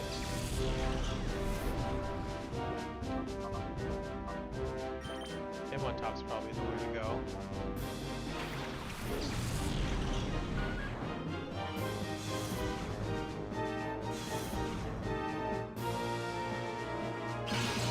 At least for this turn.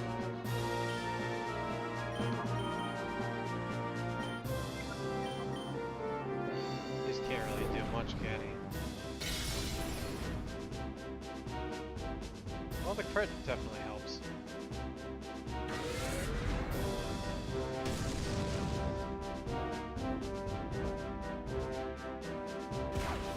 I know Speak was going on this turn.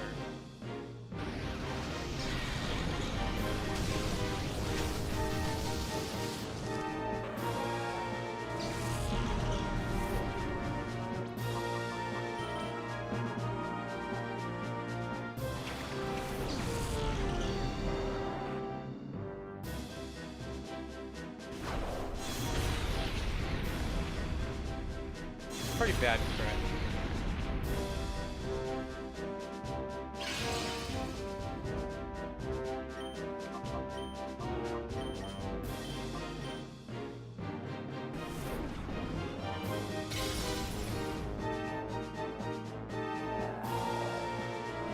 Whatever he sends in, if he does earthquake, it's okay because he'll hit it. Never mind, he has a flag on. Ah, and I missed that. You know what? Maybe I restart this fight. Try again. Because I don't think we're succeeding this time.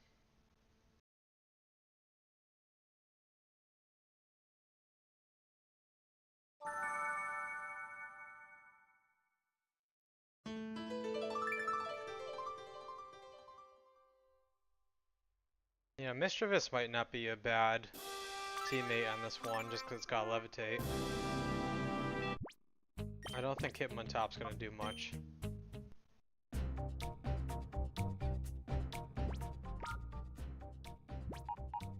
I think Mischievous is, yeah, he is on level. Pretty close to it. I think we box Hitmontop for this fight.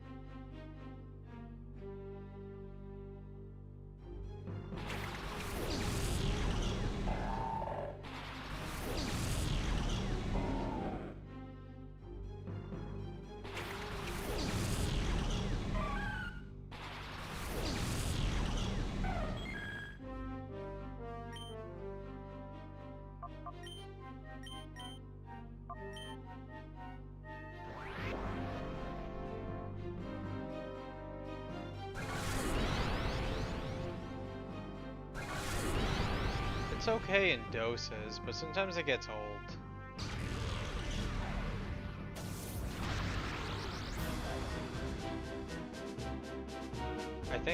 I do honestly think swapping Mischievous out for him on top is going to actually lead to a win this time rather than a really substantial loss.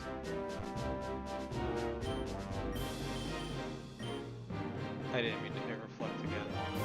That's really bad. At least I have it up, but it's still a pretty bad miss because I've already lost a turn.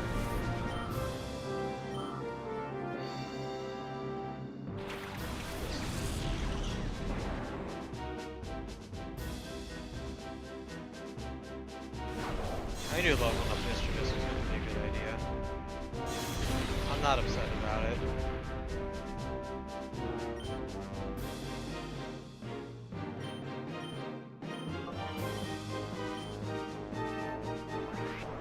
Ah, Fortress protected this turn. That's a shame.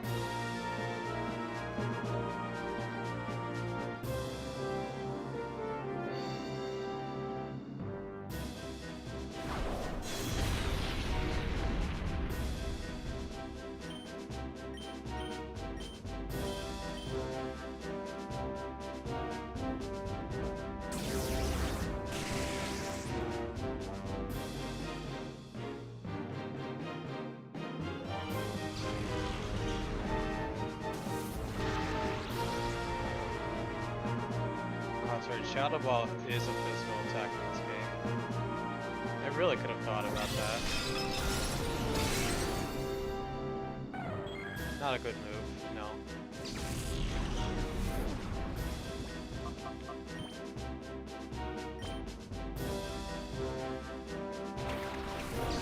Give me a super potion and a full heal.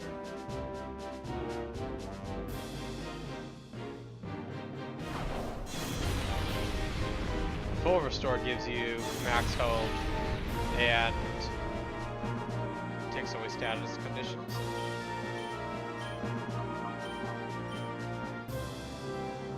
I think he meant full heal. Sounds right.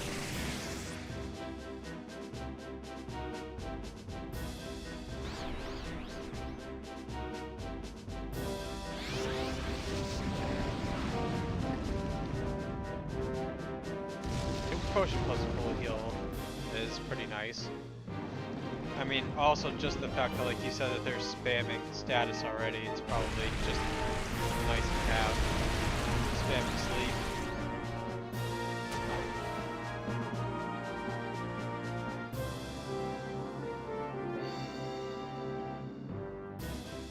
Yeah, early on in the second city is nice.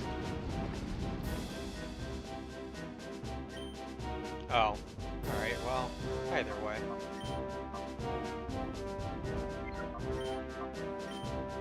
Gotcha.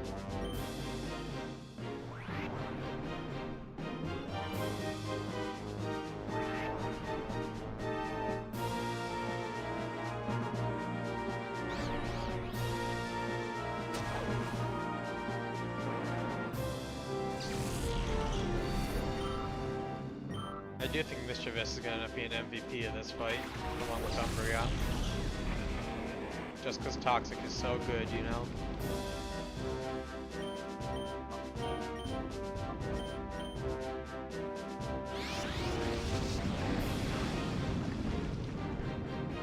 It always comes down to Toxic spam on Cherry.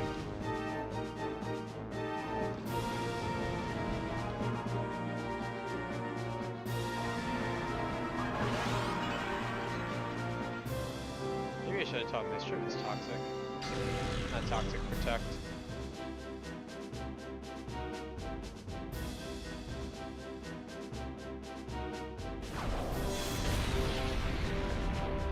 Luckily Umbreon's very bulky, and that's why he's a Toxic spammer. I believe Wish Cash goes down next turn, so I'm not even going to attack into it.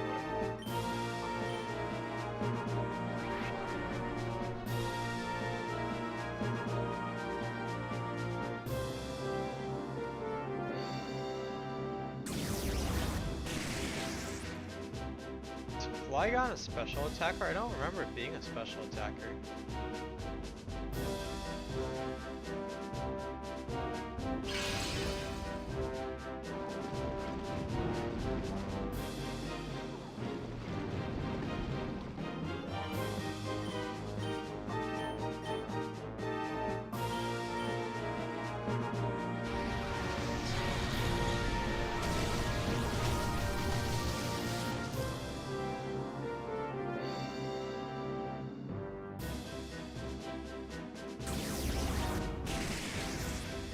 I think we're gonna get through this fight just fine with one little Mischievous. This thing is so strong. I wish I could get a second Toxic TM just for him. Is this Houndoom? No, I thought it might have been a Shadowmon.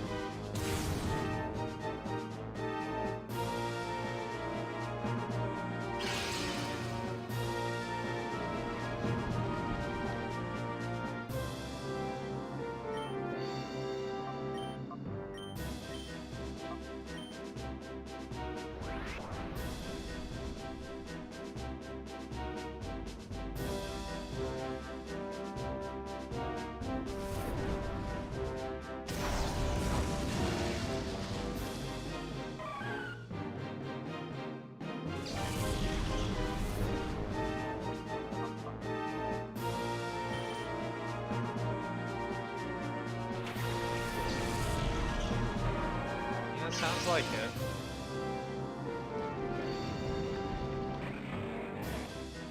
That is why I usually end up turning on the level caps if I feel like I'm progressing too fast. Everything is nice.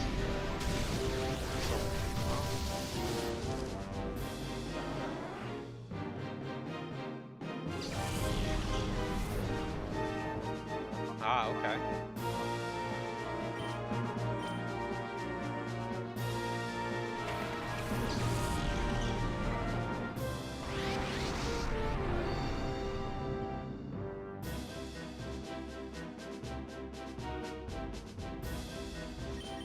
I don't think one Houndoom is going to take out Suicune and Raikou. I don't think it can take out Entei. Between the three of them. 3 legendary dogs. Machop's always one of those cool little mons. Just the fact that it has no guard.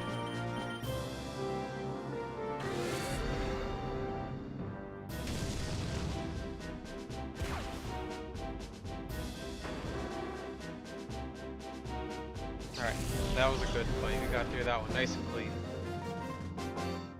Once we obviously brought the carry of Mischievous.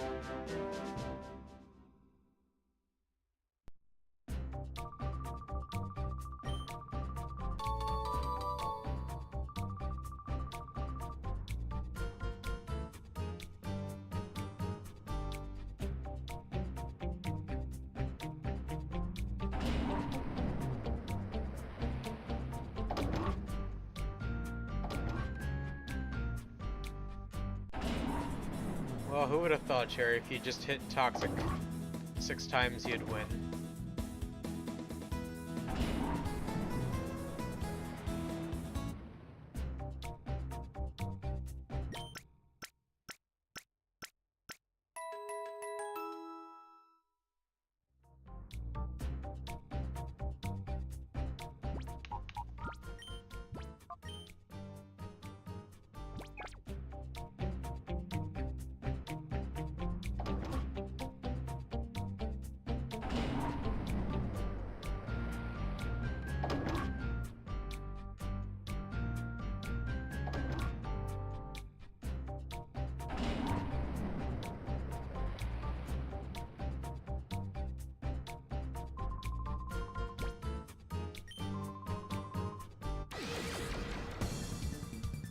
That's kind of cool.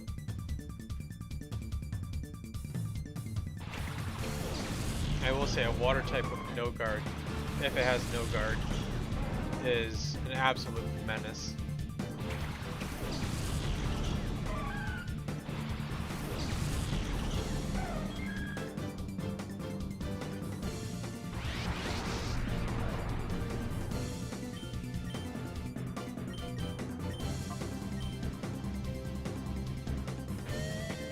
That's one of those abilities that's always really powerful.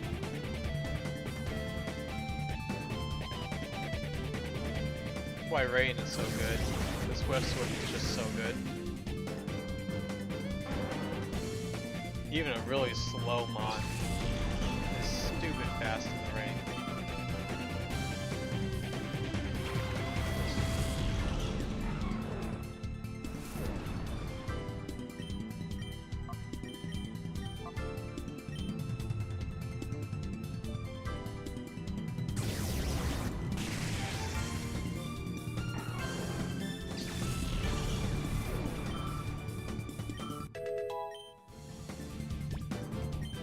Ooh, finally Psychic.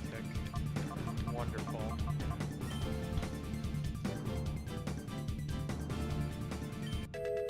It's a good power boost right there. Definitely useful.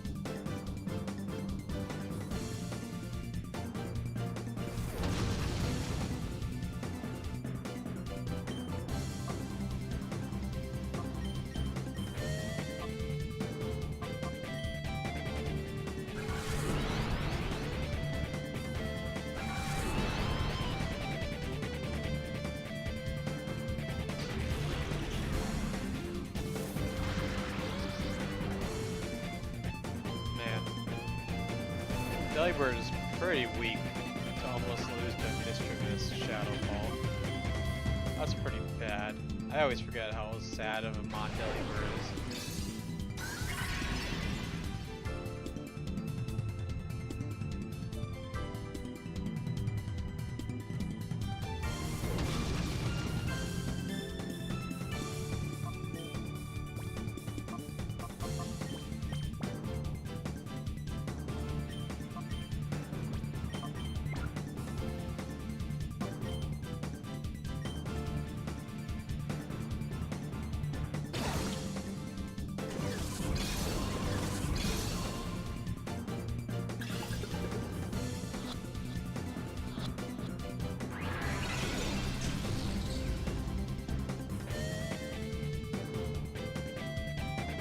I don't think I can even lower its HP anymore to catch it. I think everything will knock it out in one hit.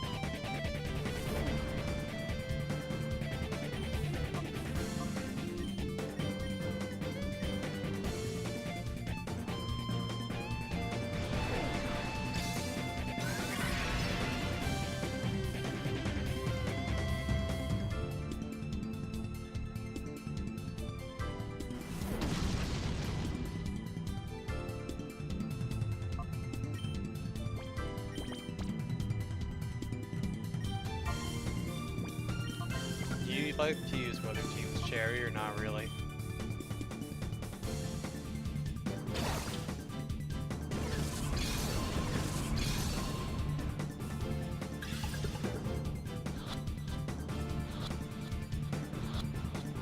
Weather teams, like rain teams, sun teams, sand teams, stuff like that. Do you like using them or do you not use them? Seeing as you do double battles, I wouldn't be surprised if you used them frequently.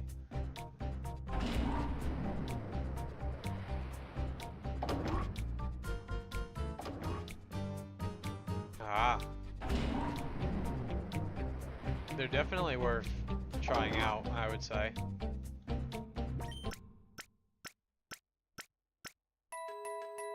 Usually rain teams are, as they say, you grab a rain mon, you grab some water mons with Swift Swim.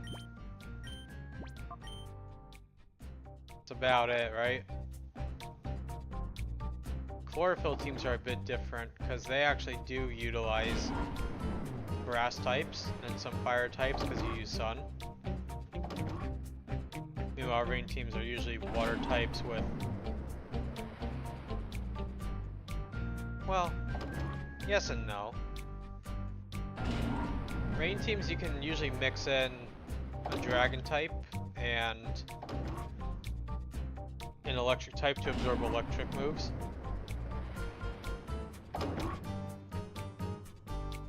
Maybe a steel type to get rid of opposing steel types.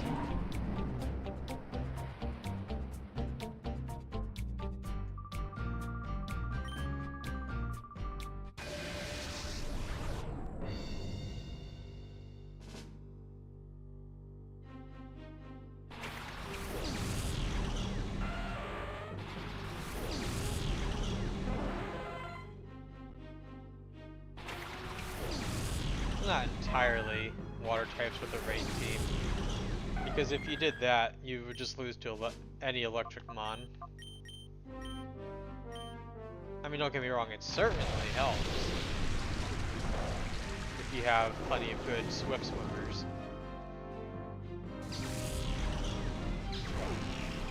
But a good electric type does a lot of work.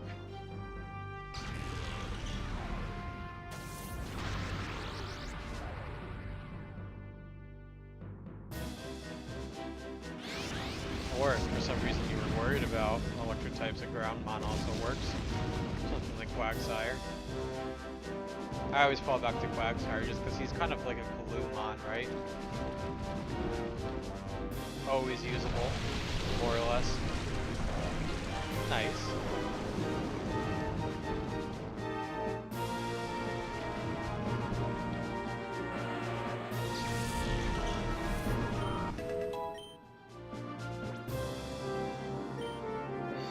I like Snarl as a move. Yeah, it what it does is it lowers special attack on hit. It's a special dark move.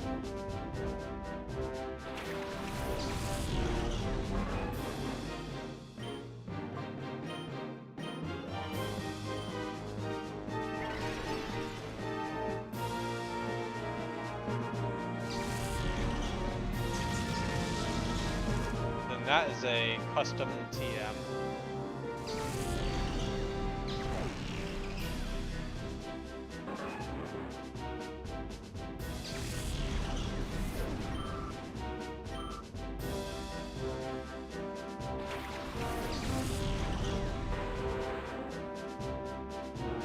They have a move like that. I'm not sure what it's called for water mons, but they do have one for water mons. Like flip turn or something. Very original.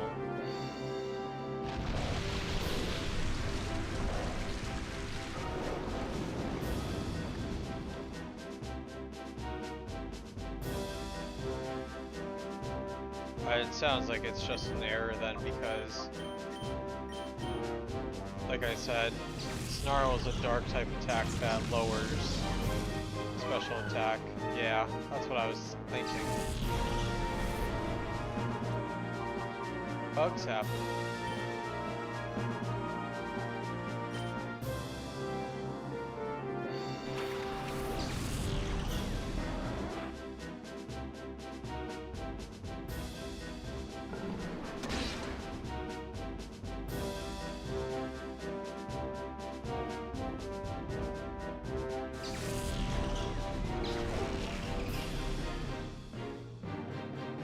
This fight's pretty much over too. Whatever his last mon is, Starmie can't swap out a Perish Song, so I mean it's over. You got Pelipper? Well, that's it. This fight's over. There's nothing he can do.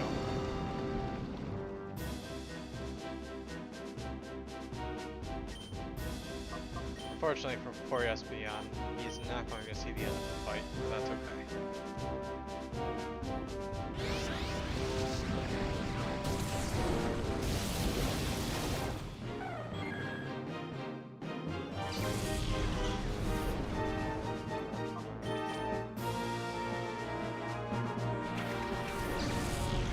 Like you said, it's a new hack. Well, I'm assuming you said it's a new hack. I thought you said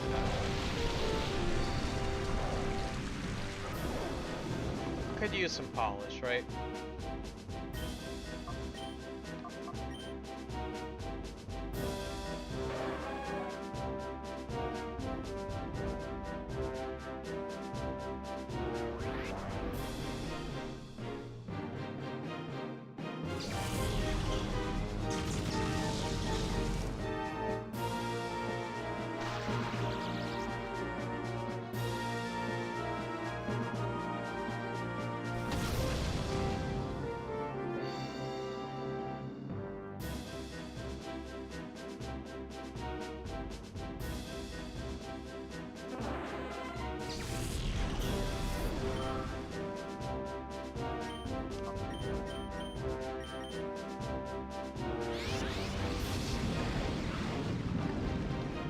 this fight is now over because Pelipper is toxic. There's no way it's taken out on Brown, so it can fly every turn if it wants to.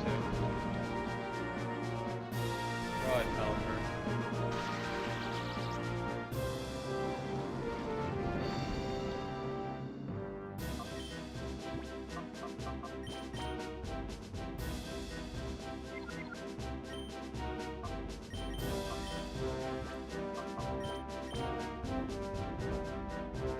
We only have 1 or 2 battles left. I didn't think we were going to be done this early. I guess having a few levels helped.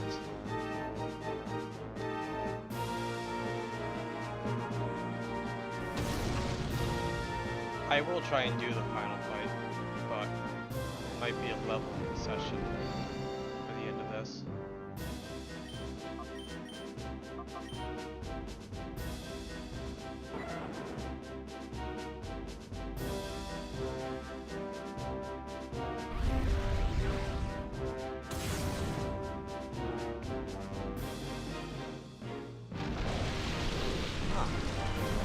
Use rain dance instead of flying.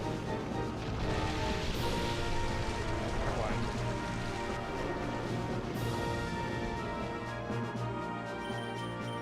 I mean, it's over now. He's not surviving 2 hits plus a toxic. There we go.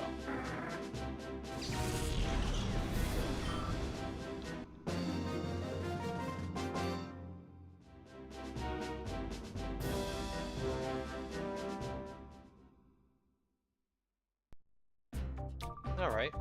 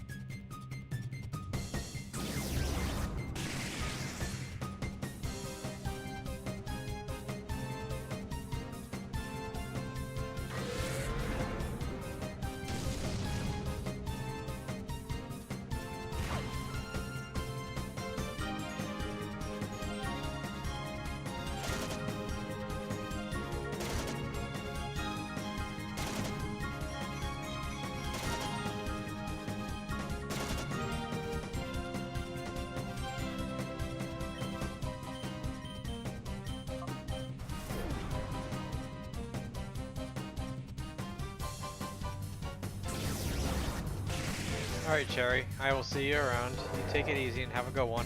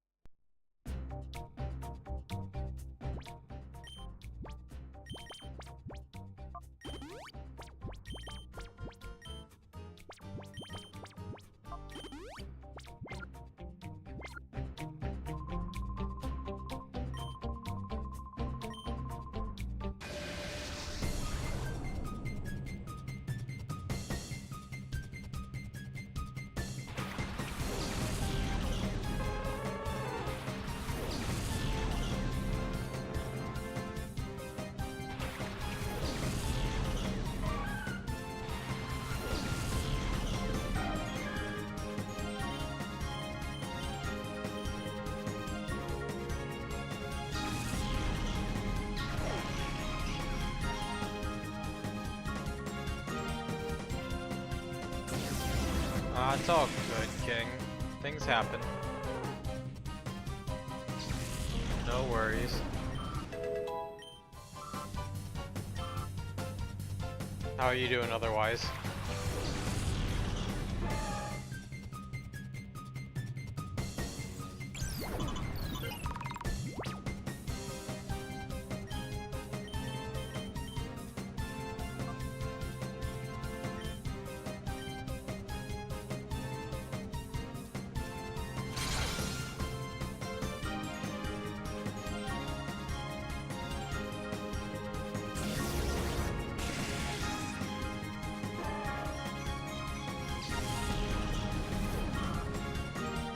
This is kind of considered the final dungeon of the game if you don't do the post-game challenge.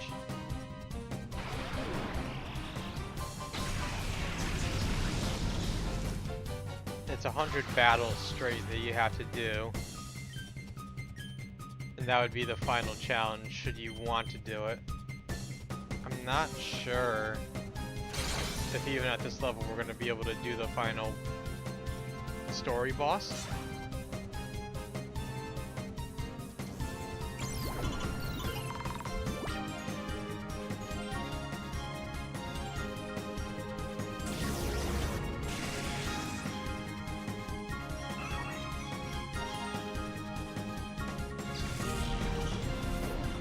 I remember him being very high leveled, and I'm not sure we're going to be able to finish him off or not.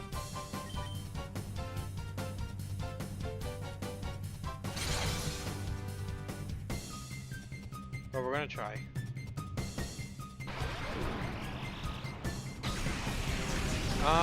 It's a good question. I was discussing it earlier with Cherry, and he was talking about maybe making it just a post-game day where I do the 100 battle challenge and make it a Q&A. But it's really up to what you guys want to do. If not, I'll find something else to do. It's really and not an issue either way.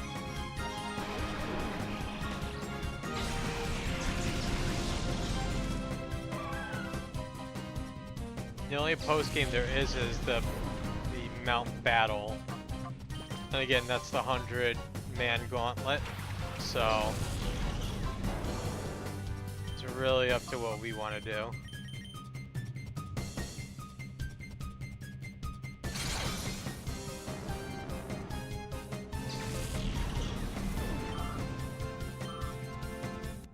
Technically, you're supposed to get all the Shadow Mons, unlock all their hearts, and then you do the final gauntlet to unlock Ho-Oh.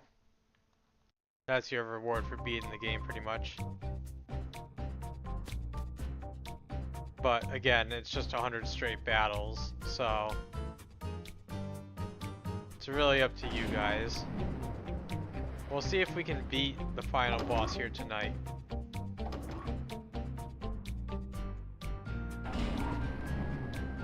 At the very beginning, that was where we left off yesterday, was with the Battle of Suicune, and then we weren't able to catch it just because we were so underleveled. We were still in our 30s and they were in the 45s. We also have Raikou now. I don't know if you saw. I'll show the team that we're using right now. Let me just heal up real quick.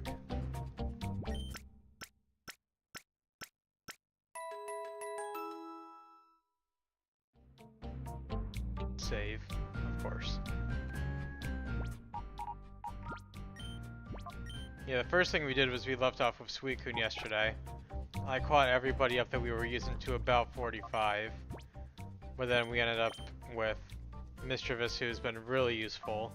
Espeon, just solid. Suicune, Entei, Umbreon, Raikou. And well, considering Raikou is the last mon we really got, he's not much he can really do. Umbreon still is just Umbreon, using Toxic and carrying battles with Mischievous because there's so much Earthquake spam going on and Protect spam. The Toxic is just almost mandatory. So you've got 3 legendaries. If you consider Mischievous's usefulness, he might as well be a legendary too. Pretty much everyone has a use on the team right now.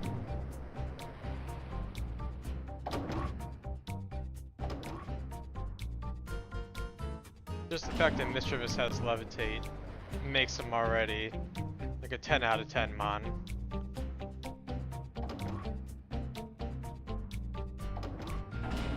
Now, I'm not sure we're gonna finish this right now, just because I'm pretty sure we're severely underleveled for the final fight. I'm about 90% certain.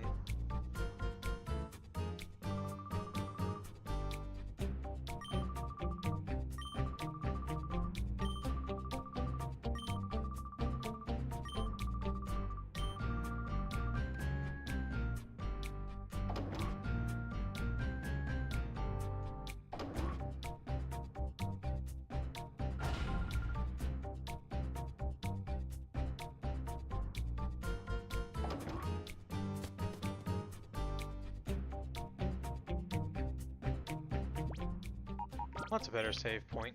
Much closer.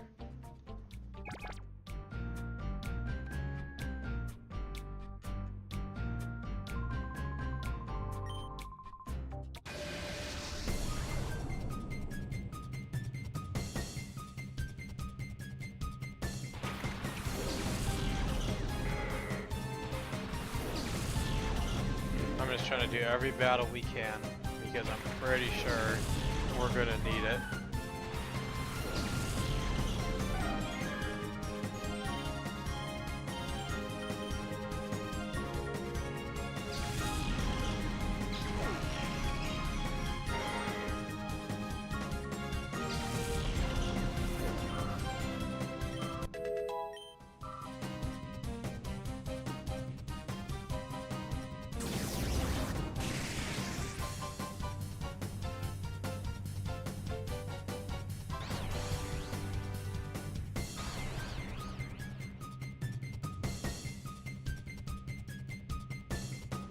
I guess he works for the bad guys.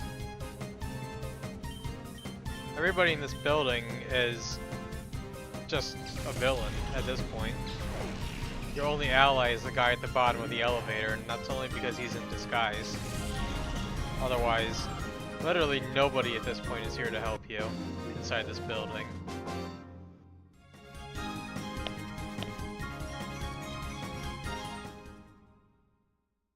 Maybe he thought he could win. He didn't, but he put in the effort to try, you know? So good for him.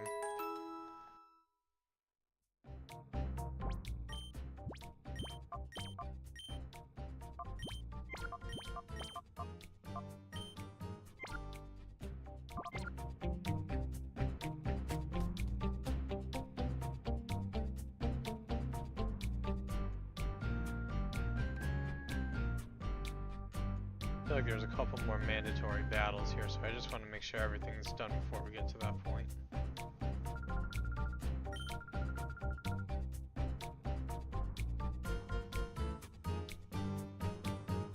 Yeah, that's true. That's true. You know what, since I fought him, I don't feel like fighting him again to heal. I'm just gonna save one more time and make it easier. Anyways.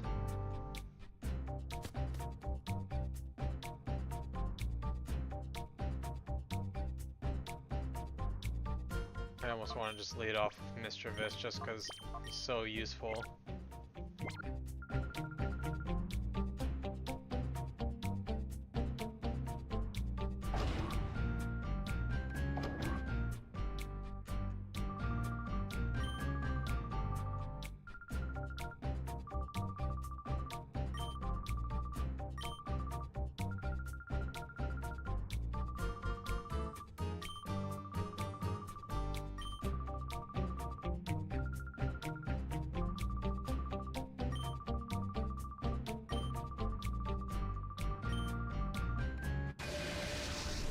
Alright, well, this is the pre-final fight, final area fight. And, well, this was kind of what I'm afraid of, is that we're a little bit under-leveled. Again.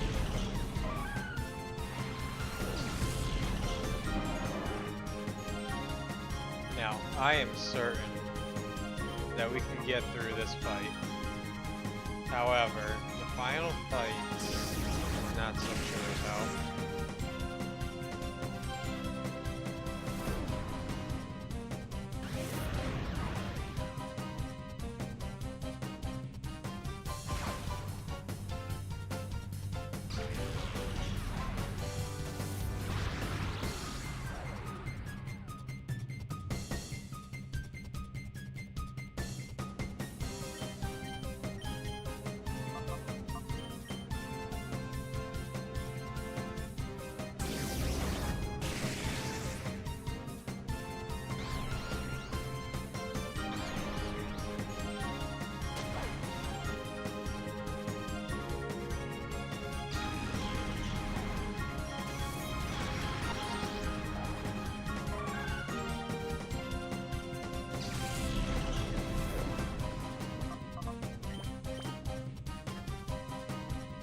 I just have a bad feeling that if I remember this correctly, if you struggle with this fight, you're not winning the final fight. That's all I remember.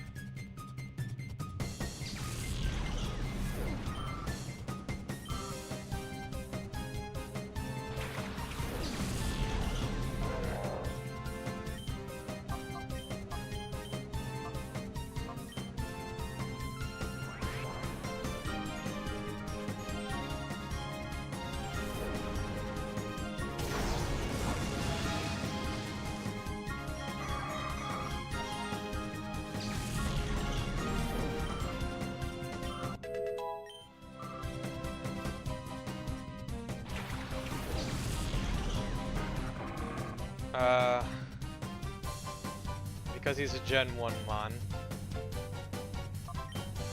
Honestly, that's like 90% of the reason why, because he's a Gen 1 Mon. And the only bug type move was what? Twin Needle and String Shot.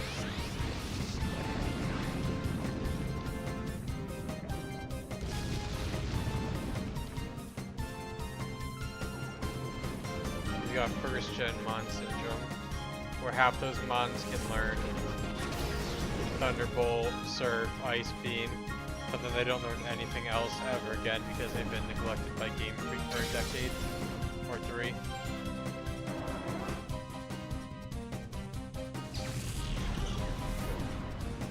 That's partially why Clefable's so good, right? Because Clefable can learn every single move it's known since Gen 1, and then they just keep giving it more and more and more, like Mew.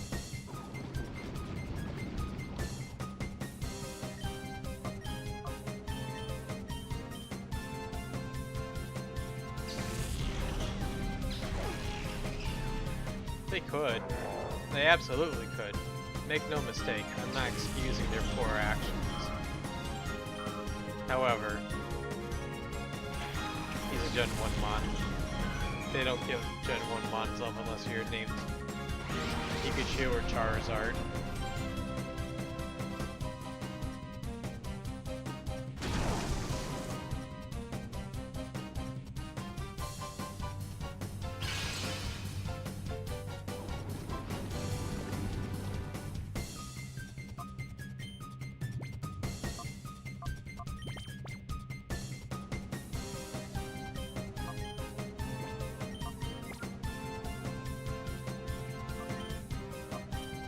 Fable is just a monster, no matter what gen it's in.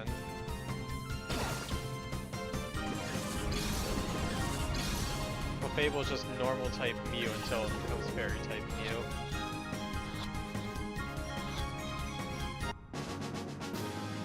That's pretty much it.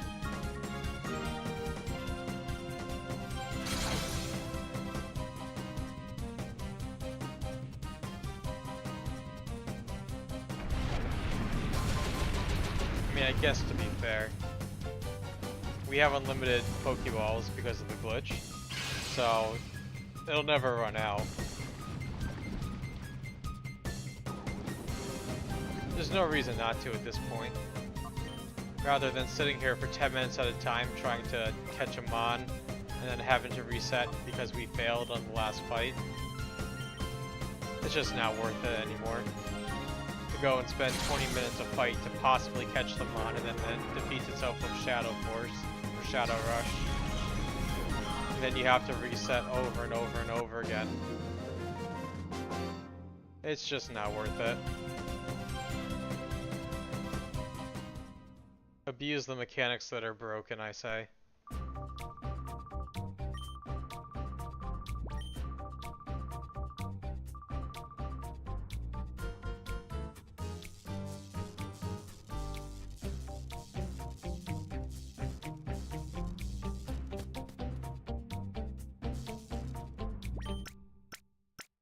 Now, we will give this an attempt. I don't think we're gonna make it, but I will try. But I have this feeling that the final boss is a lot more powerful than we are. Well, let's see. Maybe I'm misremembering. Probably not. But maybe.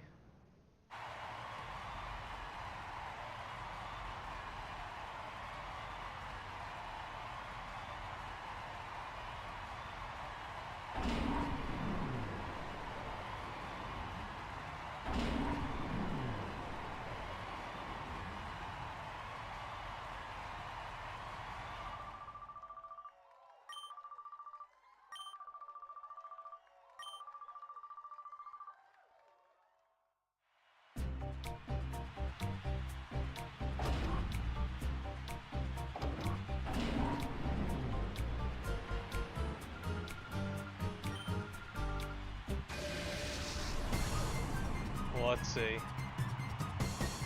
Let's see if we can make it through this or not.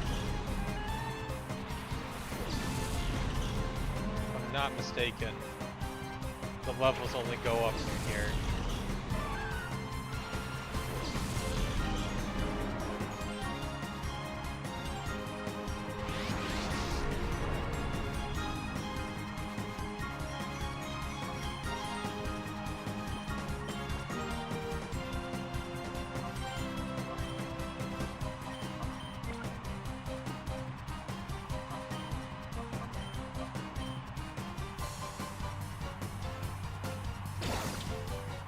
let's hope for the best, right, King?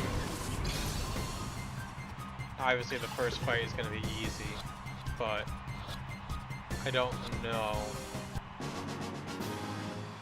that the final two fights are even going to be possible.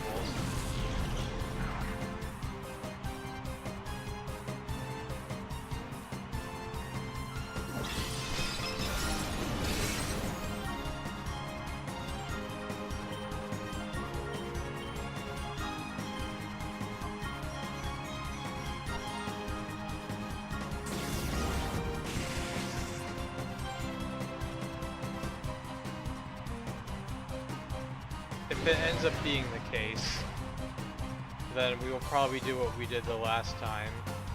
Unless you want to see Mount Battle. If you guys want to see Mount Battle, we can do it. We'll start off with this Colosseum, and then do Mount Battle afterwards.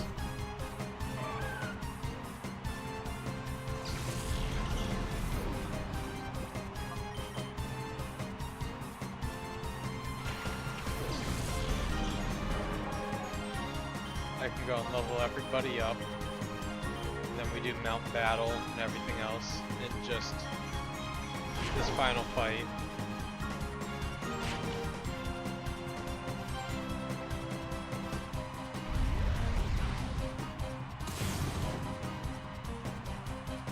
The thing is, you gotta still remember it's 100 fights. With, I don't remember that I think there's a break every 10. But again, it's just 100 fights. There's nothing really special about them.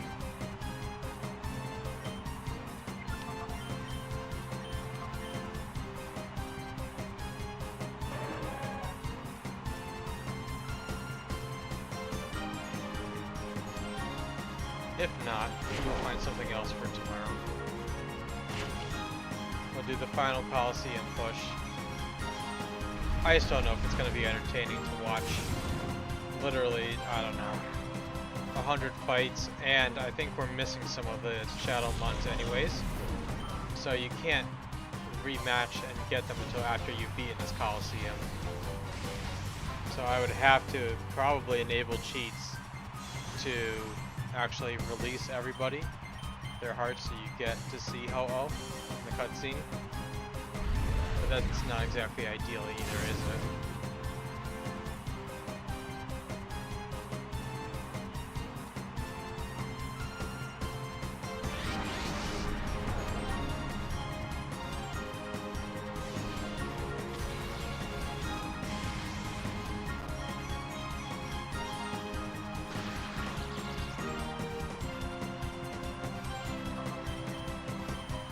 If I don't heal in between battles, this is actually going to be so much worse than it already is.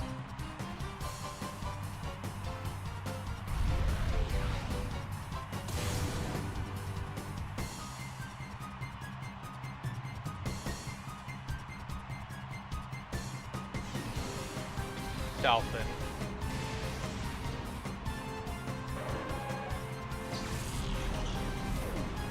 I don't have the stuff to hook up a traditional Wii anyways. If I did, I would rather do it that way because I actually own the discs for most of these games as it is.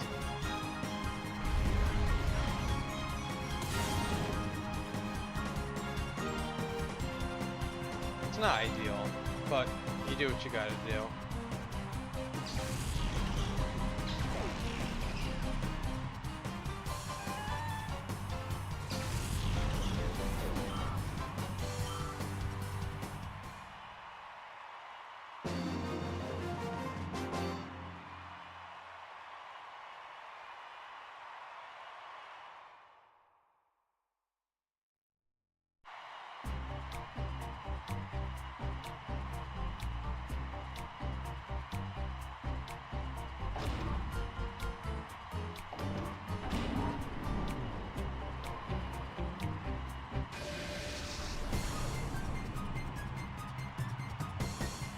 Now, let's see if I healed in between fights.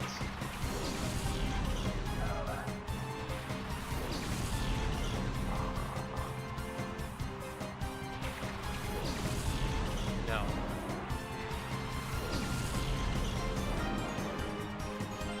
definitely gonna need to be higher level then.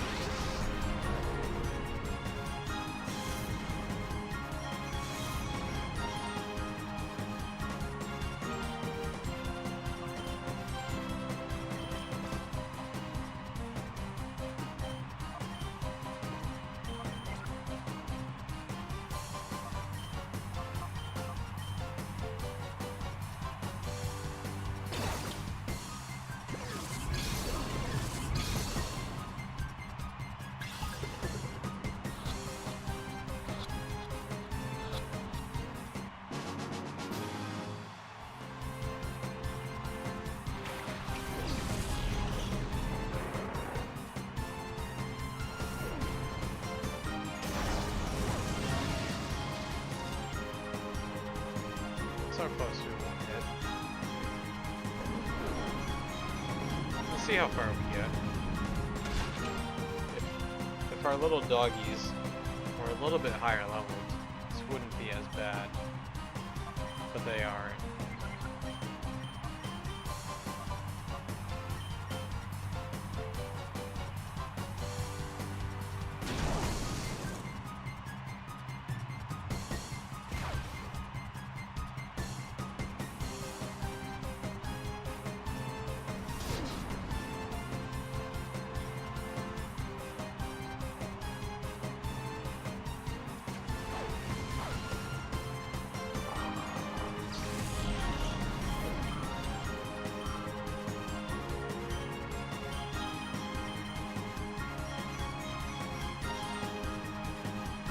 Yeah, surprisingly, the game does emulate quite well, all things considered.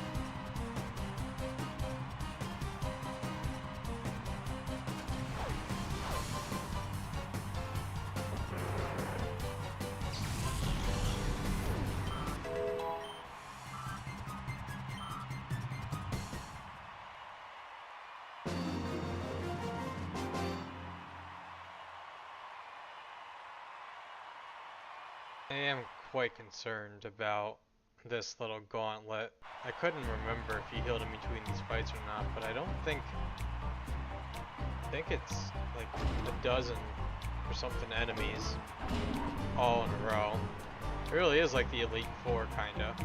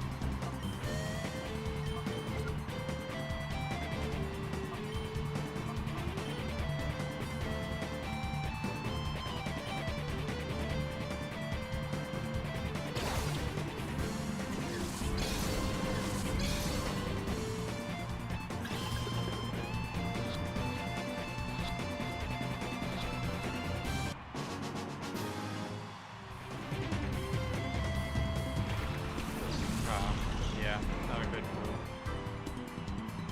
Wasn't sure what else she had. I really don't have anything to hit anything with.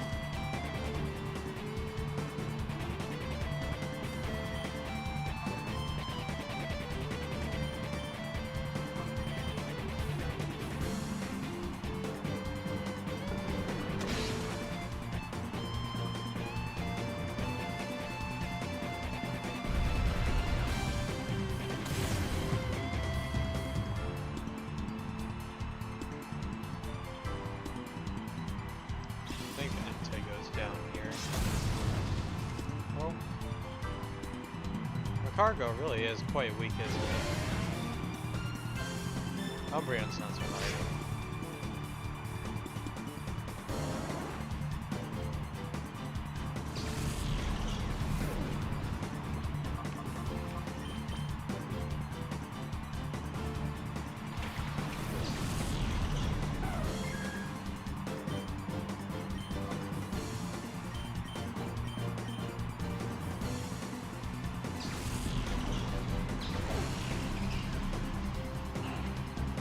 Espion really has put in so much work this run.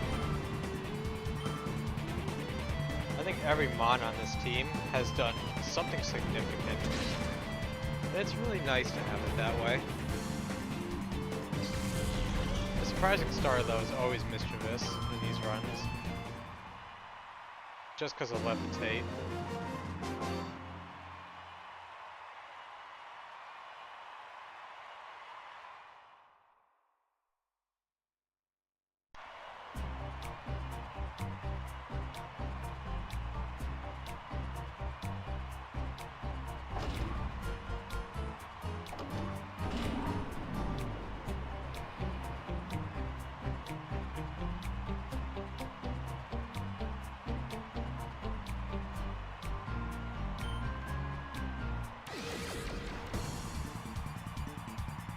This guy is the final one.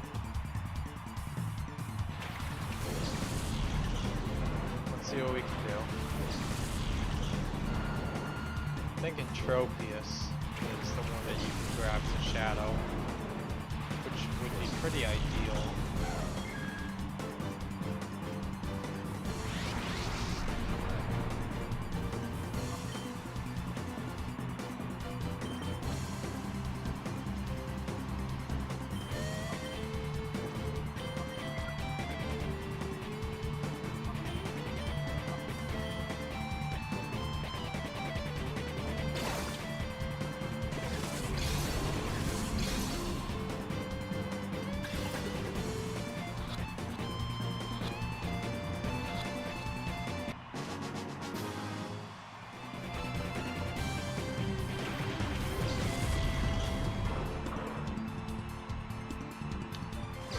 Espion can weaken Wildflume enough, we should be fine. But I don't think you have the opportunity to save after this fight.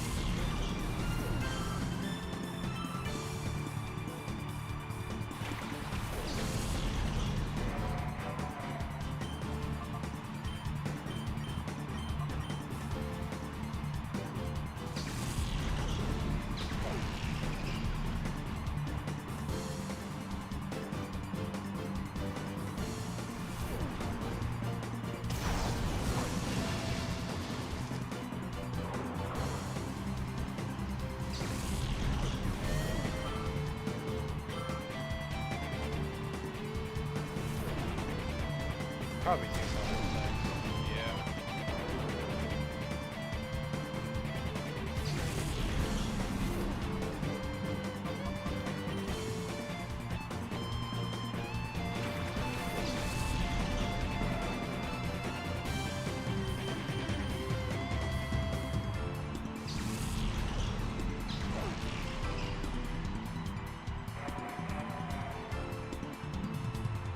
Dilly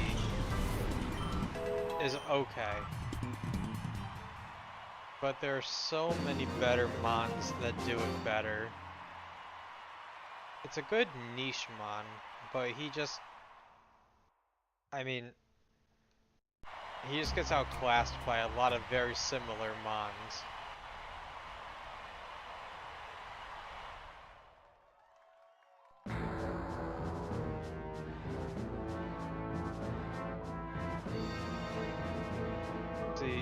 I feel like I don't have time to heal between here. And if I do, I know my guys aren't healed up. They're not going to give you that opportunity.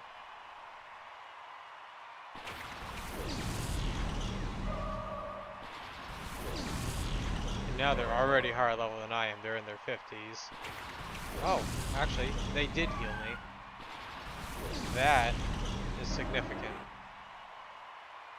Yeah, I'll see when you get back.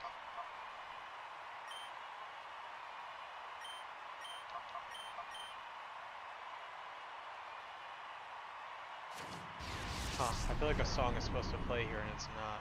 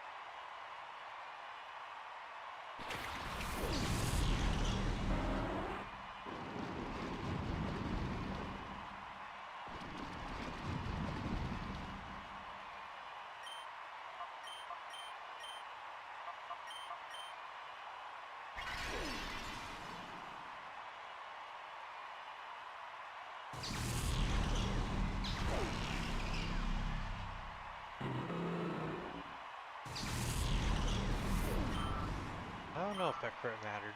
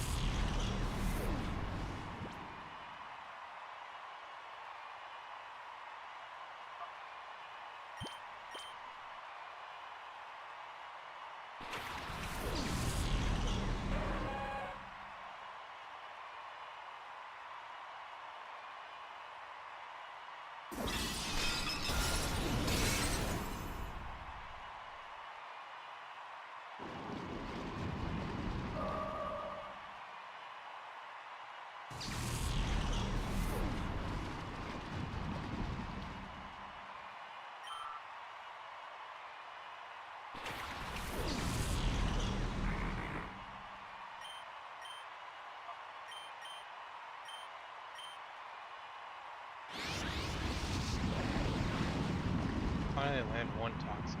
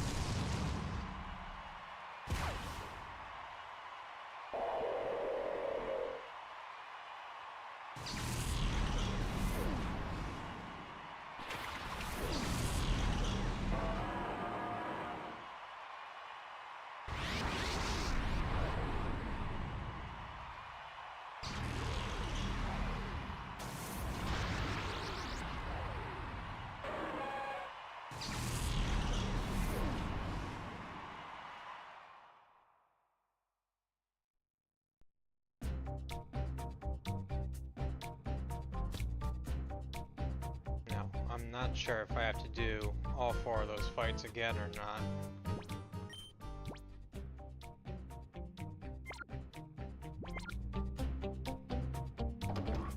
Let's just see before I save. If I just have to do the last fight, it'll be okay. But I have a feeling that's not how it works.